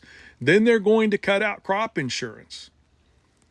And Donald Trump is on record, my friend. And Skylar, look this up. Don't take anything I'm telling you at face value. You look it up. That's the difference between me and a lot of people on here. Check what I've said. Make sure I'm not lying to you. But Donald Trump is on record saying that corporate farming is better than small family farms and ranches. And Skylar, that's what they're trying to do. They're trying to corporatize agriculture. And I'm not talking about when you and I go out and put together an LLC so that we can get the tax benefits and the protections from liability that come with that. I'm talking about big ag corporations and Wall Street buying up family farms and ranches as they go out of business so that they can turn it into just another investment. In the last 10 years, we've broken every record for farms being bought up by investment companies. There's your real enemy, farmers. Not immigrants, not Democrats, not city folks, Wall Street. Corporate agriculture is the end game. Small family farms can't compete with massive corporate operations that don't care about communities, just profit margins. And guess what Trump supports? Corporate agriculture. He literally said it on record. Corporate farming is better than family farms. You voted for the guy who wants to eliminate you. How's that for irony? The culture wars were the distraction. While you were worried about bathrooms and pronouns, Wall Street was buying up your land. While you were angry at welfare recipients, corporations were getting massive tax breaks. You got played. The question is, what are you going to do about it? In the last 10 years, we've broken every single record in regard to the number of farms and ranches being bought up by investment companies in the United States. And I'd be happy to share all of that data with you. But my friend, I think the worst thing that they did to us in rural America is they convinced us somehow to place the culture wars over our own well-being. And what do I mean by that? Brother, when I was young, you didn't care what anybody did in their bedroom. Gay, lesbian, trans, whatever. That was their life. And the only way the law changed was just to say that you can't discriminate against those people when you're hiring, and you can't commit acts of hate against them because they're different than you and I as heterosexual white men. That's all the law did. And Skylar, did you know that the Southern Baptist Convention, and I was a Southern Baptist for a long time, do you know that the Southern Baptist Convention had its own clauses in their charter that said that abortion was okay in the event that it saved the life of the mother or the child might be deformed? But it was political hacks in the religious Christian movement that came in and politicized the abortion topic in order to get folks like you and I in rural America to turn against it. So I'm not here to tell you F-A-F-O, brother. I know how hard you work every day, and I know what you're trying to do for your family because I'm doing the same thing. And you may listen to what I have to say, and you may just think this is the most ridiculous thing I've ever heard. But I hope you'll listen to it with an open mind, and I hope you'll double check and research what I've told you. Because the truth of the matter is we've been lied to. So at this stage, I'm not even asking you to say you were wrong. I'm just asking you to admit that you were lied to. Trump was forwarding Project 2025. He just hired the guy to oversee cost and contracts in the federal government that wrote Project 2025. We were lied to, my friend. And nobody's going to judge you if you just admit that you were lied to and you made decisions based on the fact that you thought these contracts were going to be kept and that you were lied to. And then the next step is get involved with us to fight back. It doesn't make you a Democrat. It doesn't make you a turncoat. It just means you see wrong when it occurs and you fight back against it. Anyway, I hope that makes sense and have a great day. This is the first time in my life farming that I still have crop in my bins that I can't sell. Basically what we're getting out, a bushel of corn or a bushel of rice, would be like you making $5 an hour and trying to pay your bills at home. Mexico and China are the two biggest rice buyers for the United. They buy more rice off of us than anyone. And when they stop buying rice, we have nowhere to go with the rice. It won't be a trickle-down effect. It will be like flushing a toilet if the ag industry collapses. Totally 100% dependent upon the Lord Jesus Christ. I surrender it to Him. So we've got a farmer who literally cannot sell his rice because his biggest customers, Mexico and China, stopped buying. And his solution is prayer? Look, faith is great, but this isn't a divine intervention problem. This is an economic policy problem. When you support politicians who wage trade wars, this is the predictable outcome. China didn't just randomly decide to stop buying American rice. They got hit with tariffs, so they found other suppliers. Brazil, Thailand, Vietnam, they were happy to fill that gap. And here's the kicker. Those relationships don't just snap back. When China signs long-term contracts with other countries, they're not sitting around waiting for America to change its mind. The flushing a toilet analogy is actually perfect, because that's exactly what happened to these trade relationships. Once they're gone, they're gone. MAGA supporting farmers are whining that the USAID is withholding funds for farmers for conservation programs. The farmers are learning that their conservation payments are frozen because those contracts were funded through the Inflation Reduction Act. You know that thing that they hated that Biden got passed? Oh, but y'all benefited from that, huh? This right here is the whole game. You spent years calling it the Inflation Reduction Act like it was poison. Fox News told you it was government overreach. You probably shared memes about it being a socialist takeover. But guess what was in that bill? Conservation programs, rural development funds, climate resilience grants for farmers. Money that was literally designed to help you. And now that it's frozen, suddenly you care about government funding? Where was this energy when the bill was being debated? It's like complaining about the fire department being defunded after you voted for the defund the fire department candidate. You can't have it both ways. Either government programs are evil socialist handouts, or they're necessary support for American agriculture. Pick one. Skylar Holden is a cattle producer in eastern Missouri. You know, the state that voted for Donald Trump over Vice President Kamala Harris. He shared his story, his whining, crying story on TikTok. I need your help to save my farm and many other farms. I wanted to give you guys an update on what we figured out with our contract through NRCS. So to give you some backstory, if you haven't watched the previous video, please go out, watch that previous video I've got on there. We are possibly going to lose our farm if NRCS doesn't hold up their contract with us on the EQIP program. So the reason that they're not able to hold up the contract is our EQIP program, which is cost sharing on fences, waters, a well, and some seedings, was funded by the Inflation Reduction Act. Because of the executive orders, there's a pause or a freeze on the funding through the Inflation Reduction Act, and they're not able to pay out on the stuff that we completed or anything going forward. But the issue I have is I've already done a bunch of the work, already paid for the material, already paid for the labor, so I'm out all that cost, and I use my farm operating expenses in order to do those projects, because per contract, I knew that I was going to get cost sharing refunds on the stuff once completed, but now that it's completed, they're saying that they're unable to provide the funds because of the freeze on the Inflation Reduction Act funds. So I reached out to a couple different senators and Congress people. So I reached out to Ann Wagner's office. I have not heard back from them. I reached out to Josh Hawley's office. I have heard back from him, not from him personally, but from his office.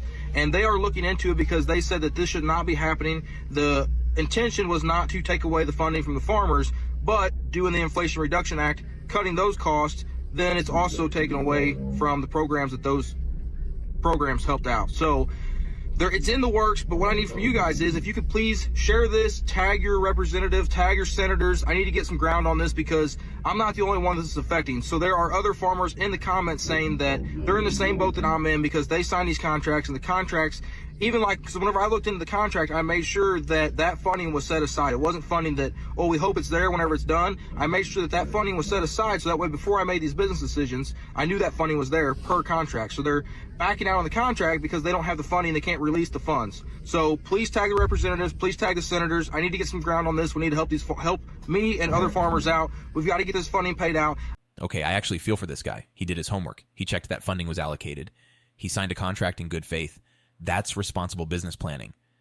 But here's the brutal reality. When you vote for people who campaign on cutting government programs, you don't get to act shocked when government programs get cut. And notice how quickly the tune changes? Now he's calling senators, asking for government intervention. The same government he probably wanted to get off farmers' backs. This is what happens when political rhetoric meets economic reality. Campaign promises about draining the swamp sound great until you realize you need that swamp to pay your bills. For anyone watching, this is why you research the actual policies, not just the slogans. Cut government spending always sounds good until it's spending that helps you. Bitch, you think you're paying an increased premium on eggs right now, whoo! I hope you're keyed in to what's going on in the agriculture industry. Some 25 to 75% of the workforce is missing already because they're not just taking the bad ones. So what happens to the fruits and vegetables when the workers aren't there to pick them? Don't worry, I'm not gonna make you wait for the answer. I'm gonna go ahead and give it to you. The food rots on the ground. Farmers lose money, maybe even their farms, if you understand how the American farming system is subsidized by the government, and we, the consumer, we pay increased premiums for what's left in the stores. So you wanted mass deportations and now your crops are rotting because nobody's there to pick them? Shocking. This is basic supply and demand. When you remove 25 to 75% of your agricultural workforce, what exactly did you think would happen? That American citizens were going to suddenly start lining up for $12 an hour farm work in 90-degree heat? Here's the economic reality. American agriculture has depended on immigrant labor for decades. Not because farmers are evil, but because it's backbreaking work that Americans generally won't do at those wages. And raising wages sounds great in theory, but when labor costs double, guess who pays? You. At the grocery store. That $3 apple becomes a $6 apple real quick.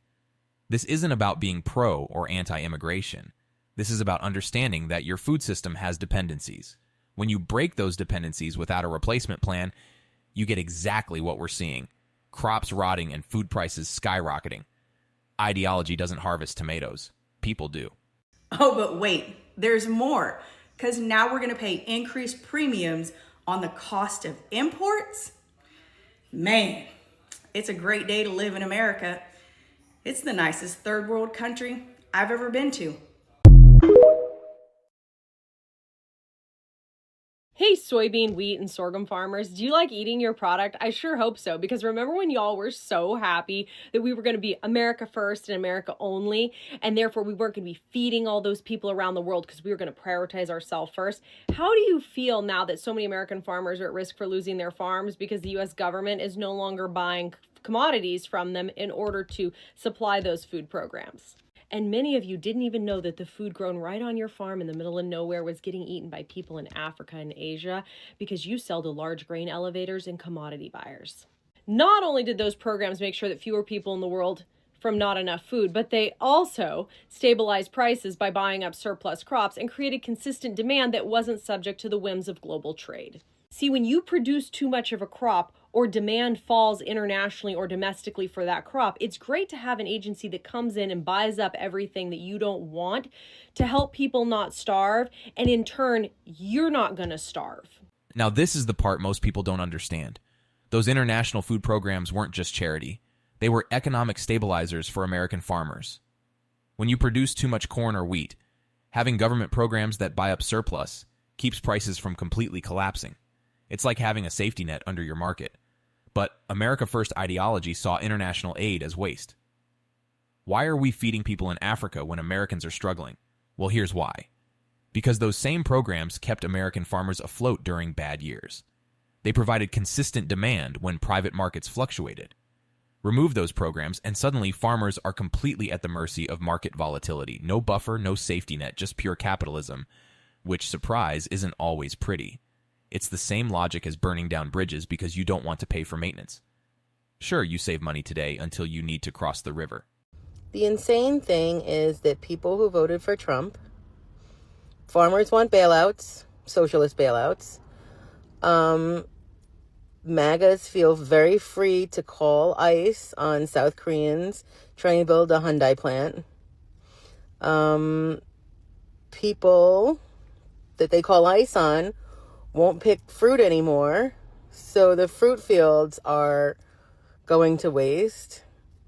Construction companies that voted for Trump, you know, the way the owners voted for Trump, they don't have workers now, and they're surprised. And not only surprised, they want sympathy, and they want your rage bait views so they can monetize off of it. This is dystopia. The hypocrisy is breathtaking. These are the same people who screamed about student loan forgiveness being unfair government handouts, but when their industry needs help, Different story. College kids asking for loan relief after predatory lending practices? Pay your debts. Farmers needing bailouts after voting for policies that destroyed their markets. Save American agriculture. And let's be clear, at least students tried to better themselves through education. These farmers literally voted for the person who promised to do exactly what he's doing. But here's what really gets me. They want sympathy, and they want to monetize their pain through social media, making TikToks about losing the farm while asking for donations. At some point, you have to ask, are you learning from this experience, or are you just looking for someone else to blame? And not to mention the alligator Alcatrazes and the detention centers and the horribleness, concentration camps. I think the tariffs are the ice cream on the cake of a perfect storm. When you try to sell a product, okay, U.S. soybeans leaving New Orleans without the tariff to China are cheaper than Brazilian soybeans at the current market. But when you put the tariff on top of them, Brazilian beans are cheaper. I just would like to see somebody help us get our markets back. We need our exports, and we just need to be paid for what we do. And that's not happening. And we're in real trouble. Brother, you were being paid through trade relationships that took decades to build, through international programs that stabilized your markets, through conservation programs that shared your costs. But you voted for people who promised to tear all of that down. And they did exactly what they said they would do. This isn't a mystery. This isn't bad luck. This is cause and effect. The brutal truth? You can't get those markets back by asking nicely. China has moved on. They've got reliable suppliers now who don't change trade policies every 4 years. And here's the business lesson everyone should learn. Customers don't owe you loyalty, especially when you keep changing the terms of the deal. These farmers are learning what every entrepreneur knows. You can't burn bridges and expect to walk back across them later. Look, on the one hand, it sucks to see farmers struggling in the way that they are and doing the overall rounds of business and the rising costs.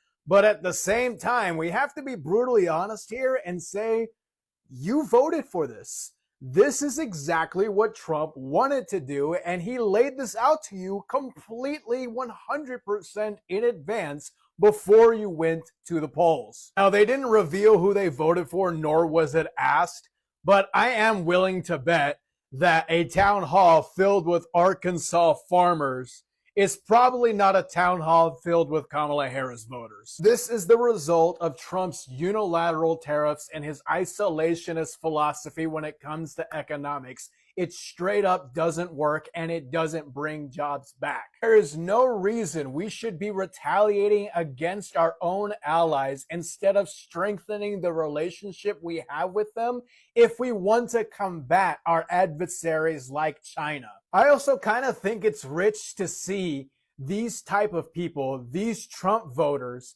asking for government handouts because of the rising costs to do business in farming, while they are the same people who are saying that these college kids who are asking for student loan forgiveness are asking for government handouts. You're doing the same thing because of rising costs, and it's a burden. All of a sudden, this energy of no government handouts is completely faded away when you are affected. And remember, this was laid out to you 100% in advance before Trump got elected. He told you he was going to do this, and you still voted for it. Farmers, has your welfare check ran out yet? You still proud of your vote? Y'all out there picking that shit up out of the fields? You looking for workers? Trump's got them round up again? You trying to ship your grain to the other countries? Nobody's coming. The ships aren't moving. What's going on, farmers? You know, none of that shit's working out for y'all. It wasn't working out for you in 2016. Why the fuck you think it's working out for you now? Y'all still picking the fucking fields. You're still looking for fucking workers. You still can't ship your motherfucking grain. Nobody's fucking buying it because they've already bought it from other fucking places. There's no ships to haul it. You all are sitting up here looking for a fucking check, selling your motherfucking tractors and trailers, trying to maintain the note on your fucking farm. You're losing your motherfucking note on your farm. The president don't give a fuck. Y'all are fucked. And all y'all do is pick up the motherfucking shit that's rotting in your motherfucking fields, trying to figure out how the fuck did you get here. Well, let me give you a little advice. You got here by voting for that motherfucker, not once, but fucking twice. You didn't learn nothing the first time. You haven't learned anything the second time. You don't have to worry about learning anything the third fucking time because they're going to take your fucking farm. This gentleman is absolutely savage, and he's not wrong. These farmers didn't just vote for Trump once. They voted for him twice, knowing full well what his policies did to agriculture during his first term. The farm bankruptcy numbers don't lie. During Trump's first presidency, farm bankruptcies hit their highest levels since the 1980s farm crisis. The data was public. The results were clear. And these farmers voted for more of the same. It's like watching someone touch a hot stove, get burned, then immediately touch it again while complaining about the burn. At what point does sympathy turn into frustration with willful ignorance? And his point about racism being expensive is spot on. When you make political decisions based on cultural resentment instead of economic reality, you pay economic prices. Trade wars aren't just policy disagreements. They're business relationships with real-world consequences. The brutal truth is that many of these farmers prioritized cultural grievances over their own economic interests. Now they're learning that global markets don't care about your political feelings. Racism sure is expensive. Tariffs are having a real impact right here in the Treasure State, with farmers and ranchers feeling it firsthand. Food systems moving out of the country, prices on food and tools going up, and broken trade relations are just a handful of the issues. Sounds like you could use a little socialism in your life. Nobody wants to do business with us, whether it's Japan, Australia, Europe, Paraguay, anybody. They don't want to do business with us because they have no idea what's going to happen. I put this on everything I love. If given the opportunity to vote for them again, they would. It's not just Montana farmers feeling the pressure. Data from Bloomberg shows 173 small farms across the country have filed for bankruptcy since President Trump took office. Now, as they enter the fuck around and find out phase, we are going to be the ones paying for it. So this is a bittersweet moment. Price is going to go up from moving outside the country, and the price is going to go up for increased labor costs, and the price is going to go up because of tariffs. So it's kind of hard to feel bad for them. They wanted immigrants out of the country so bad that they did not think logically. Good high quality food is going to become food of the rich. Have the day you voted for. Here's the reality check these farmers need to hear. Modern agriculture depends on immigrant labor, whether documented or not. This isn't political opinion, it's economic fact.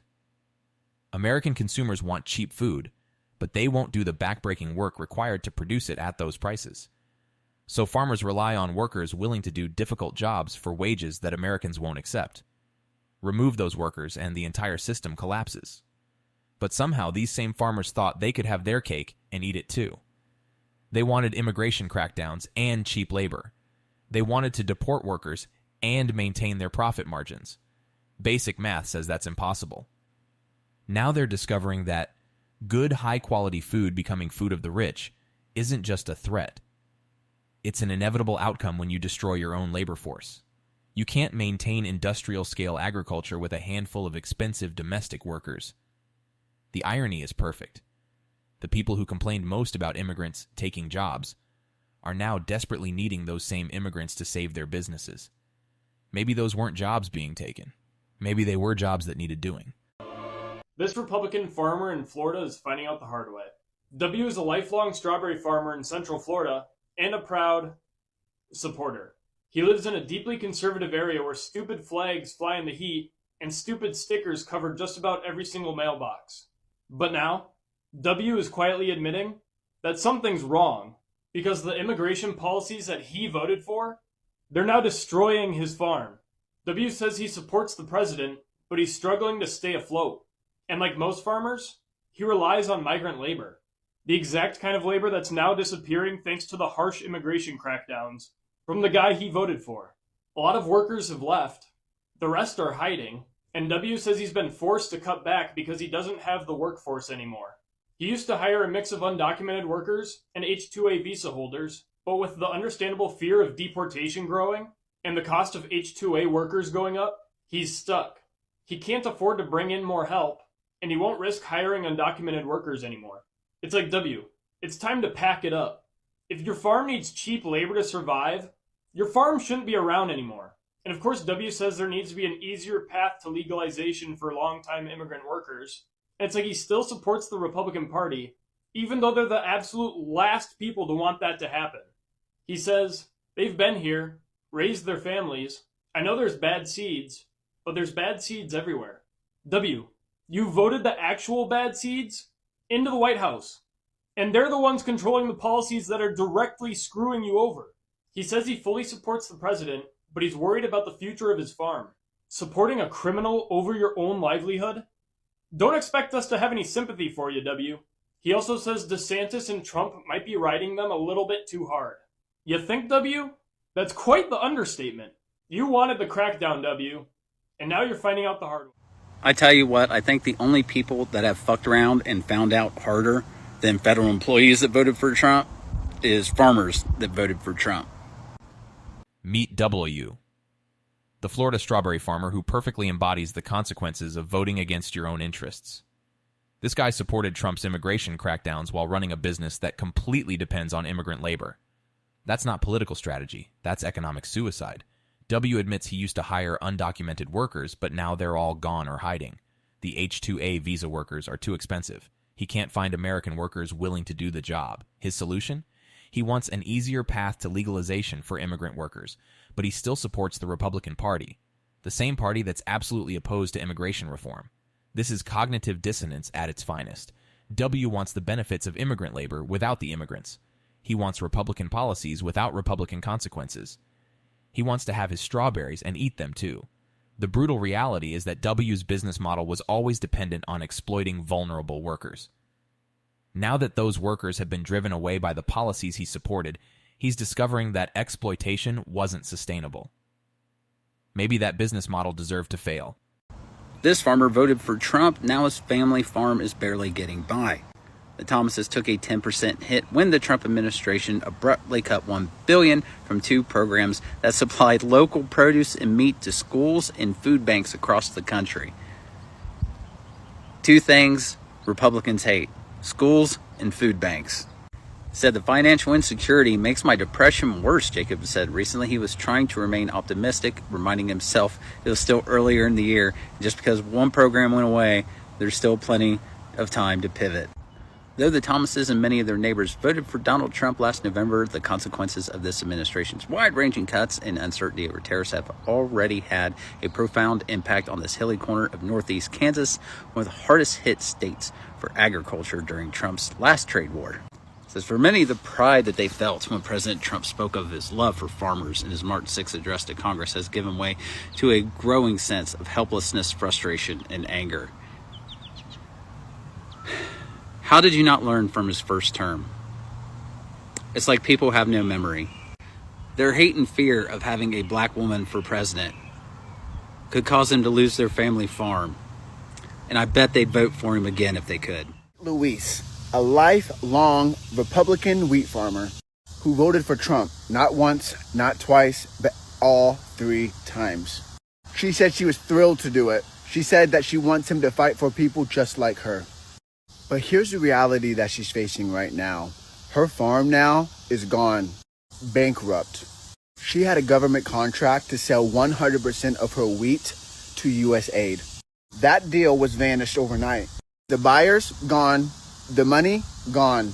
And here's where the irony cuts deep. Luis admits that 70% of her workforce were indeed undocumented immigrants. The very same people, the lives and livelihoods she voted to upend. And now they're not showing up to work, and without them, her business has collapsed. Luis is on TikTok now, literally about 5 videos, blaming Trump for not protecting farmers like her. But here's the thing. These policies were never designed to protect your farm, Luis. And if you were literally educated, you would have took 2 minutes to research and find that out for yourself. These policies were designed to make a point, no matter who got hurt. Even his own voters. So, Luis, actions have consequences. And sometimes, they come for you first. Louise is the poster child for voting against your own economic interests. 3-time Trump voter, wheat farmer, government contracts, and now bankrupt because the very policies she cheered destroyed her business model. Here's what's mind-blowing. 70% of her workforce was undocumented immigrants. She built her business on their labor, then voted for policies designed to destroy their lives. That's not just economic stupidity, it's moral bankruptcy. And now she's on TikTok blaming Trump for not protecting farmers like her. But these policies were never designed to protect farmers. They were designed to appeal to cultural resentments, regardless of economic consequences. Louise had access to the same information we all did. She could have researched the economic impacts of deportation policies on agriculture. She could have looked at what happened during Trump's first term. Instead, she voted based on ideology and expected different results. The saddest part? She'll probably vote the same way again, because admitting she was wrong would mean confronting some uncomfortable truths about her own choices and priorities. Right now, Donald Trump's tariffs on China are impacting farmers the most, and many of them have buyer's remorse for even voting for Donald Trump in the first place. One of the top products that is tariffed is the U.S. soybean, and U.S. soybean exports, according to CNN, are now subject to a total tariff of 135% because of the 10% tariff imposed in March, along with the 125% tariff announced last week. If you recall, back in 2018, the winner of the first U.S.-China trade war wasn't U.S. farmers, but rather Brazil, because Brazil became the world's leading soybean exporter. And since then, exports to China have grown 280%, while U.S. exports have remained flat. Many soybean farmers in the Midwest actually voted for Donald Trump. They come from states that are red states that voted for Donald Trump consistently, both in 2016 and in 2024. And Trump had long promised exemptions or support for farmers, but they haven't received any bailouts just yet. And some are now even having buyer's remorse because their businesses are going to suffer because they can't export the number of soybeans that they were before. As always, I'll do a full breakdown on my Substack, link to my bio, so subscribe for free and follow along for all the news you need. Farmer who voted for Trump is Nicholas Gilbert, a dairy farmer in New York. He buys feed from Ontario, Canada for his cows. Gilbert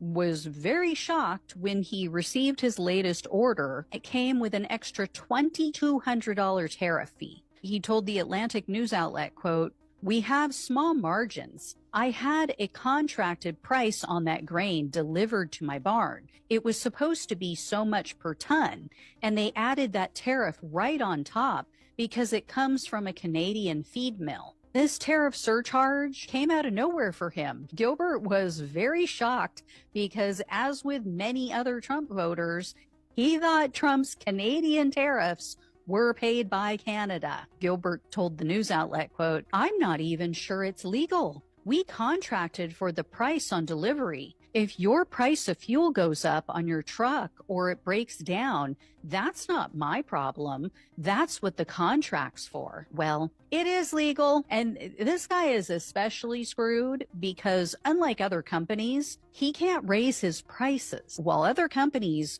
can pass on to the consumers, Gilbert sells his milk through a farm co-op, so the prices are fixed. He also can't purchase livestock feed anywhere else. He told the Atlantic, first of all, there aren't any other suppliers that are nearby. And if he was to go with another company that's further away in the US, it would be even more expensive. So for now, he has to take the hit. He has to hope that things pan out. And Gilbert said, quote, "We're taking that right on the chin." He also said he's worried about the price of fertilizer and farm equipment going up. So I guess now he figured out how tariffs work. Nicholas Gilbert, the dairy farmer who just learned that tariffs aren't paid by foreign countries. This is almost comical if it weren't so tragic. Gilbert had a contract for Canadian feed at a specific price. Then boom, an extra $2,200 tariff fee that he has to pay. His response? "I'm not even sure it's legal." Buddy, it's not only legal, it's exactly what you voted for. This is the fundamental misunderstanding that drove Trump's electoral success. Millions of Americans thought tariffs were somehow paid by foreign governments. They thought it was free money that would magically punish other countries while helping American businesses. The reality is that tariffs are taxes on imports paid by domestic companies and passed on to consumers through higher prices. Gilbert is learning this lesson the hard way, stuck between rising costs he can't control and fixed prices he can't raise. What's particularly brutal for Gilbert is that, unlike other businesses, he can't just pass the costs to customers. He sells through a co-op at fixed prices. He's taking the full hit of his own political choices with no way to recover. I'm not wishing any harm on these people. I wish they had paid attention, wish they had listened to other people before they cast their... New numbers have just come out that actually, in some way, make me happy, in some ways make me sad. See, in the first quarter of 2025, bankruptcies for farmers exceeded the 2024 total for the year.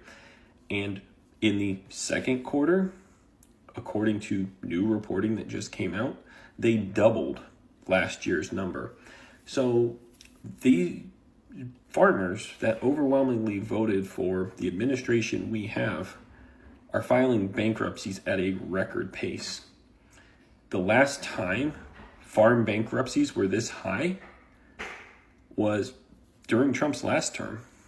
For somebody that claims to love farmers, he sure just consistently hurts them. In fact, the last time it was this high was between 2018 and 2019. You would think maybe it was during 2020 and all that craziness, but no. This is all pre-pandemic Trump wonderful economic policies affecting farmers. These bankruptcy numbers tell the real story. Farm bankruptcies in the first quarter of 2025 exceeded the entire 2024 total. By the second quarter, they doubled last year's numbers. This isn't gradual decline, this is economic collapse. And here's the kicker. The last time farm bankruptcies were this high was during Trump's first term, between 2018 to 2019.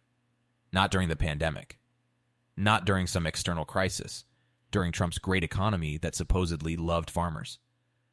For someone who claims to champion rural America, Trump has consistently presided over agricultural disaster. His trade wars destroyed export markets. His immigration policies eliminated the workforce. His tariffs raised input costs. The pattern is clear and predictable. Yet somehow, rural communities keep voting for more of the same. It's like watching someone repeatedly hit themselves with a hammer while complaining about headaches. The cause and effect couldn't be more obvious, but they keep swinging. This is what happens when political identity becomes more important than economic reality. People will literally vote themselves into bankruptcy rather than admit they were wrong. Next up on the FAFO tour, Texas farmers.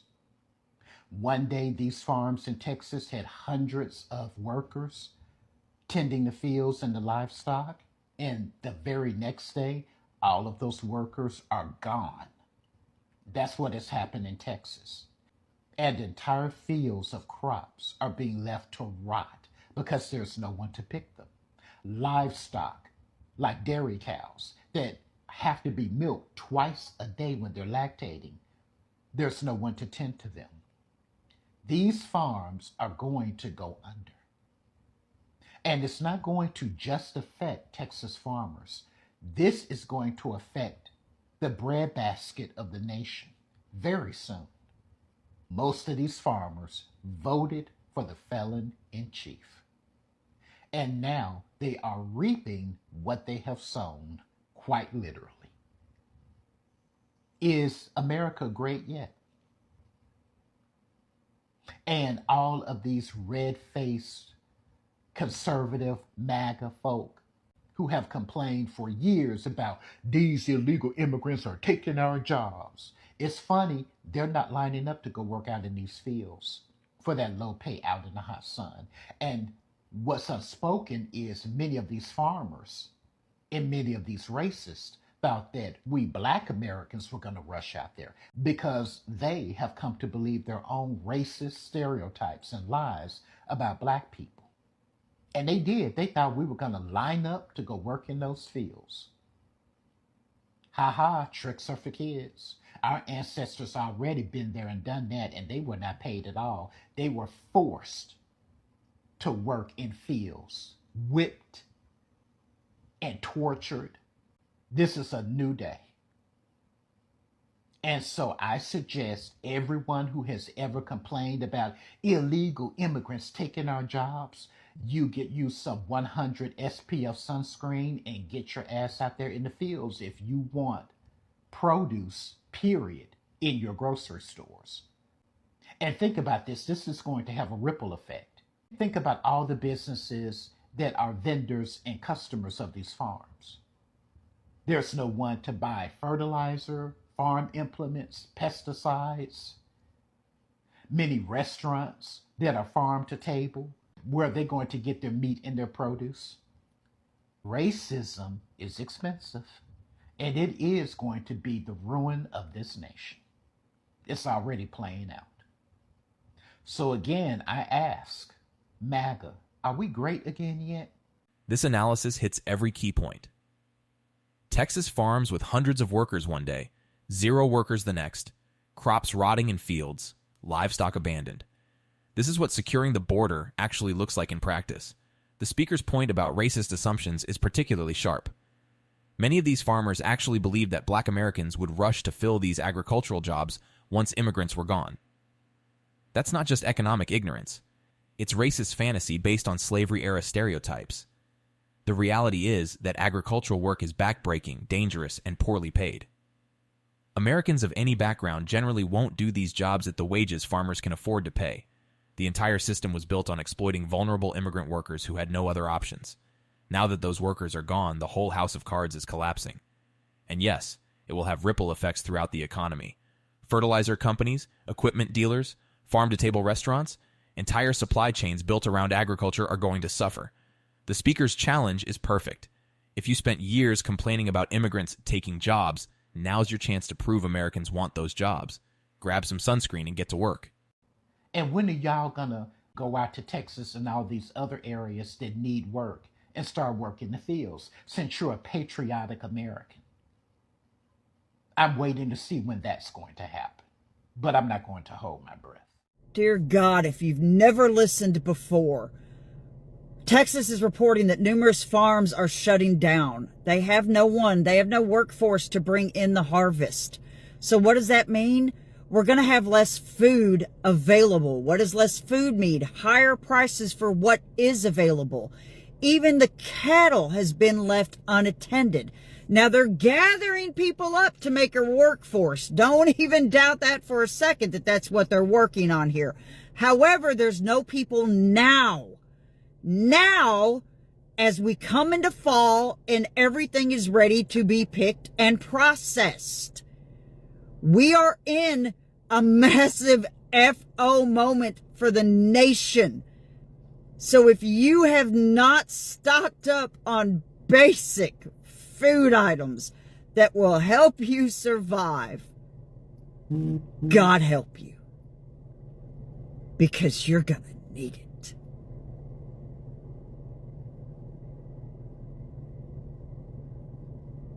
I don't know what more to say. Watch this little 1-minute clip and then let's talk afterwards about this farmer, Scott Brown. Scott Brown said they are struggling to afford the cost that is needed just to take care of the farm. The prices that we're getting now are prices like they were when we were children, and what it costs for us to farm is astronomical now. I mean, the price of a combine when we were kids was, in the 20,000s, and now it's 100,000. I farm 800 acres by myself. I can't afford any help. I farm with paid-for equipment. All my tractors are 50 years old, and I can't hardly make this deal work.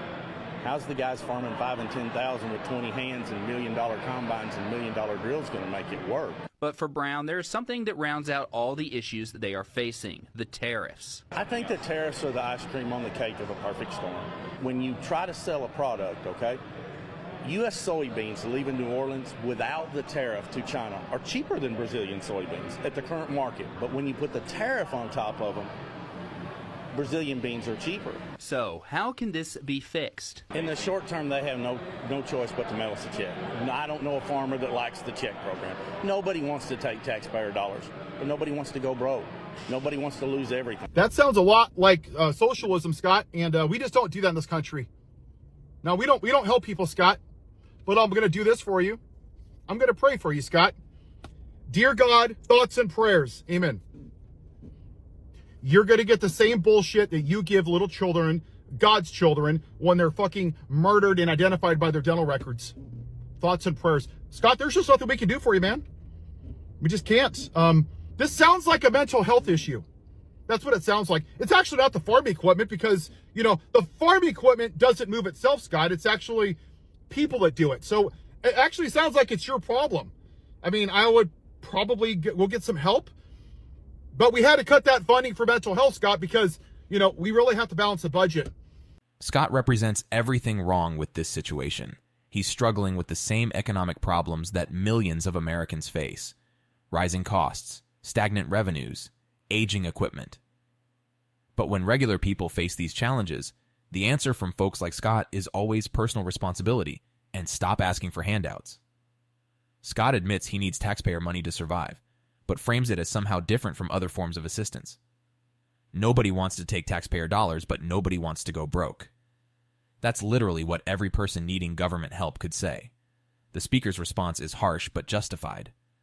Scott and his community have consistently voted against social programs, healthcare expansion, education funding, and infrastructure investment. They've opposed help for others while demanding special treatment for themselves. And the hypocrisy runs deeper. Scott complains about equipment costs and labor shortages, but these are the predictable results of the policies he supported. Tariffs raised equipment prices. Deportations eliminated his workforce. Trade wars destroyed his export markets. The thoughts and prayers response is perfectly calibrated. It's exactly what shooting victims get from Republican politicians. Empty gestures instead of actual solutions. You know, the autistic kids that can't get their help because the Department of Education was dismantled. You didn't seem to care about them. Women that have a 52% increased mortality, like in Texas because Roe versus Wade was overturned, you didn't really care about them. Officer Sitnick that died the next day. The officers that have long-term disabilities that were beaten with American flagpoles on January 6th, you know, because the white man's a patriot. Somehow you didn't care about them. Don't care about people getting due process. You really don't care about anybody except for yourself.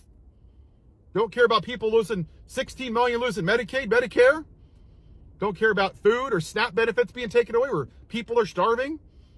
You rejoice the Gulf of America because, you know, you're a patriot, you're America, you got guns. Yeehaw! So thoughts and prayers, shove your cross right up your ass, Scott. Love thy neighbor as thyself. And all you have done is given a shit about yourself, Scott. It is who you are. It is who you've always been. Me, me, me. The party of selfishness. You literally only voted for yourself. And every 4 years, you ask yourself the same question. First, are you Republican? Check, check, check. Own the libs, baby. I want universal health care. I want you to have a living wage. I want you to be able to sell your crops. I want you to be able to retire. I want you to be able to sell your farm to generation. But you know the difference is you couldn't vote for the black woman because you're racist, Scott. You voted for the modern day Klan leader because he was the white man. Felonies, insurrection, rape, sexual assault, white supremacy, very fine people. Grab them by the PUSSY, going into girls' locker rooms, going on Epstein Island. No, there's nothing I can do. Sorry. Hey, no one's perfect, but my farm, give me free money. Thoughts and prayers, Scott.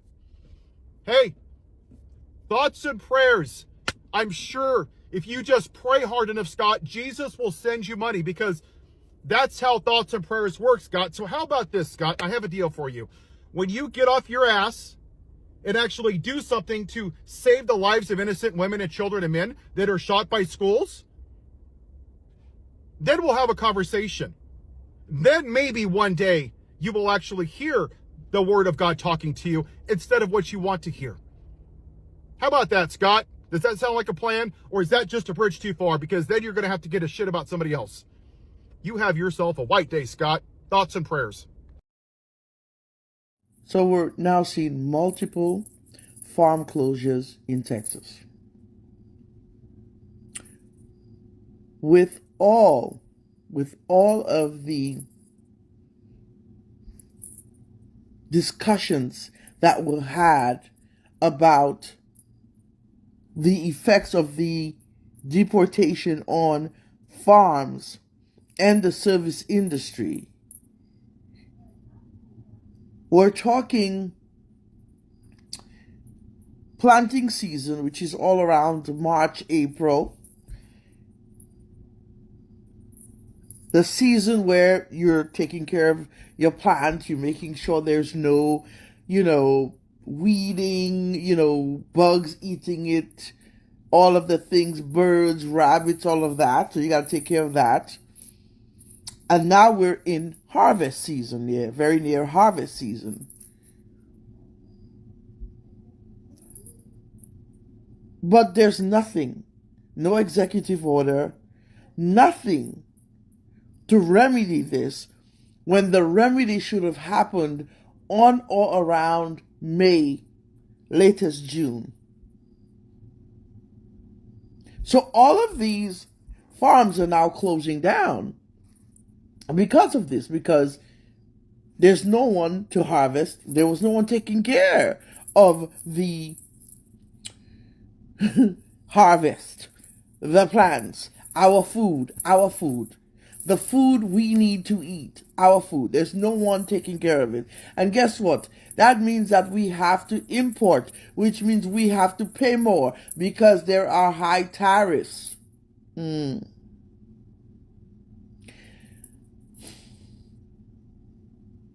is beyond insane. So all of the executive orders that have been penned, that could not have been one of them. Because it's very difficult now to reverse this when these farms are closing. Closing.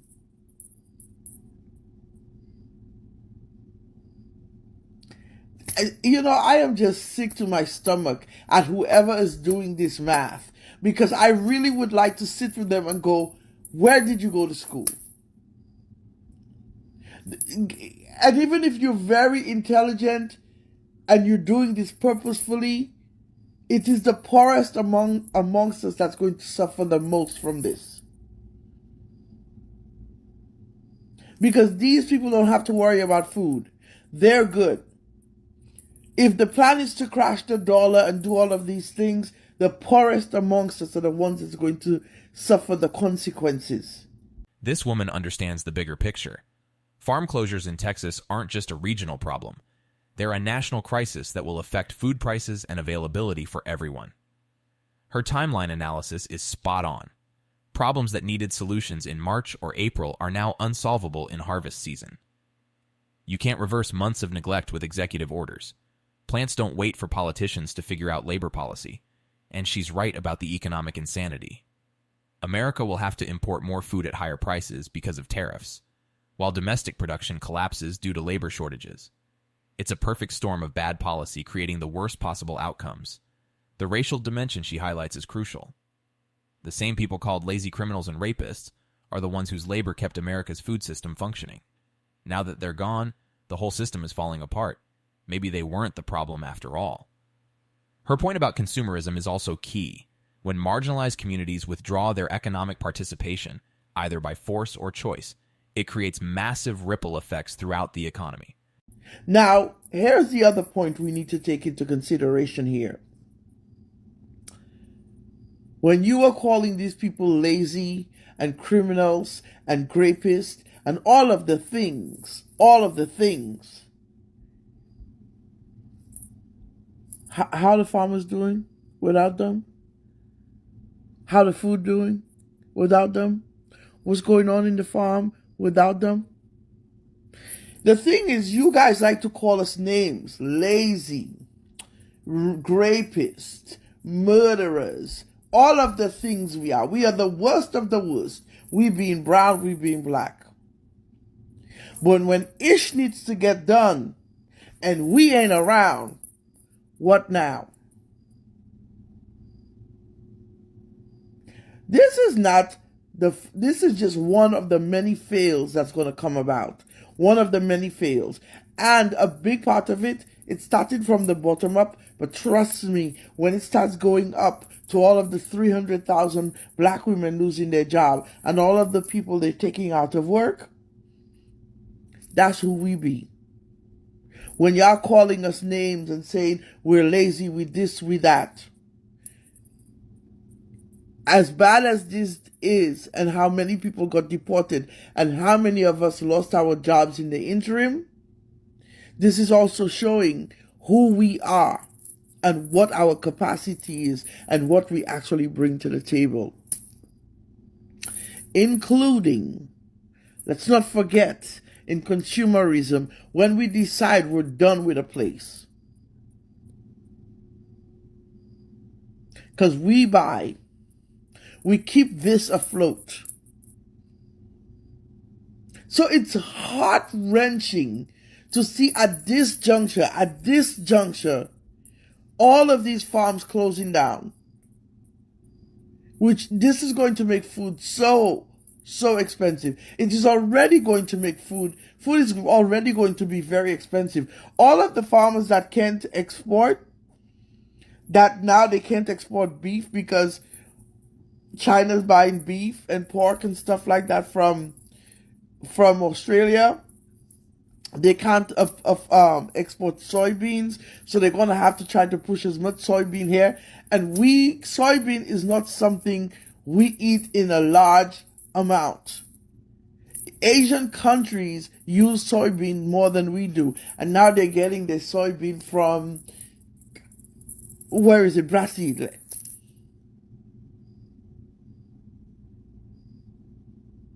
If there was a math class, if there was an actual test, this is a great fail.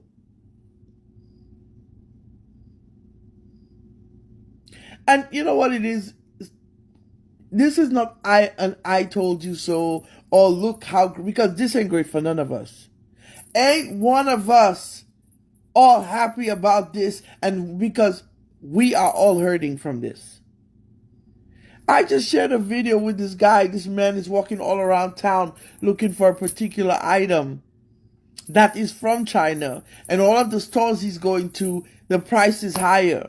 And he gets to the store, and this one store, and this person is explaining to him it is higher because of tariffs, because this is an imported good. And the man says, and I quote, according to the person who posted the video, I should say, because I didn't hear it directly, "Oh, this is you guys trying to sabotage the president because you're supposed to eat the cost." Now, in that sentence alone, the realization that this person has no idea how business work. How long do you think people can eat the cost? How long do you think they're going to let their profit margin deplete? How long? They're going to do one of three things. They're going to close stores down if they have more than one store. They're going to let go of staff. It's called overhead. Or they're going to raise the prices. And they could still do all three of these things. So who's losing? We are. Next time, please do some bloody research, yeah?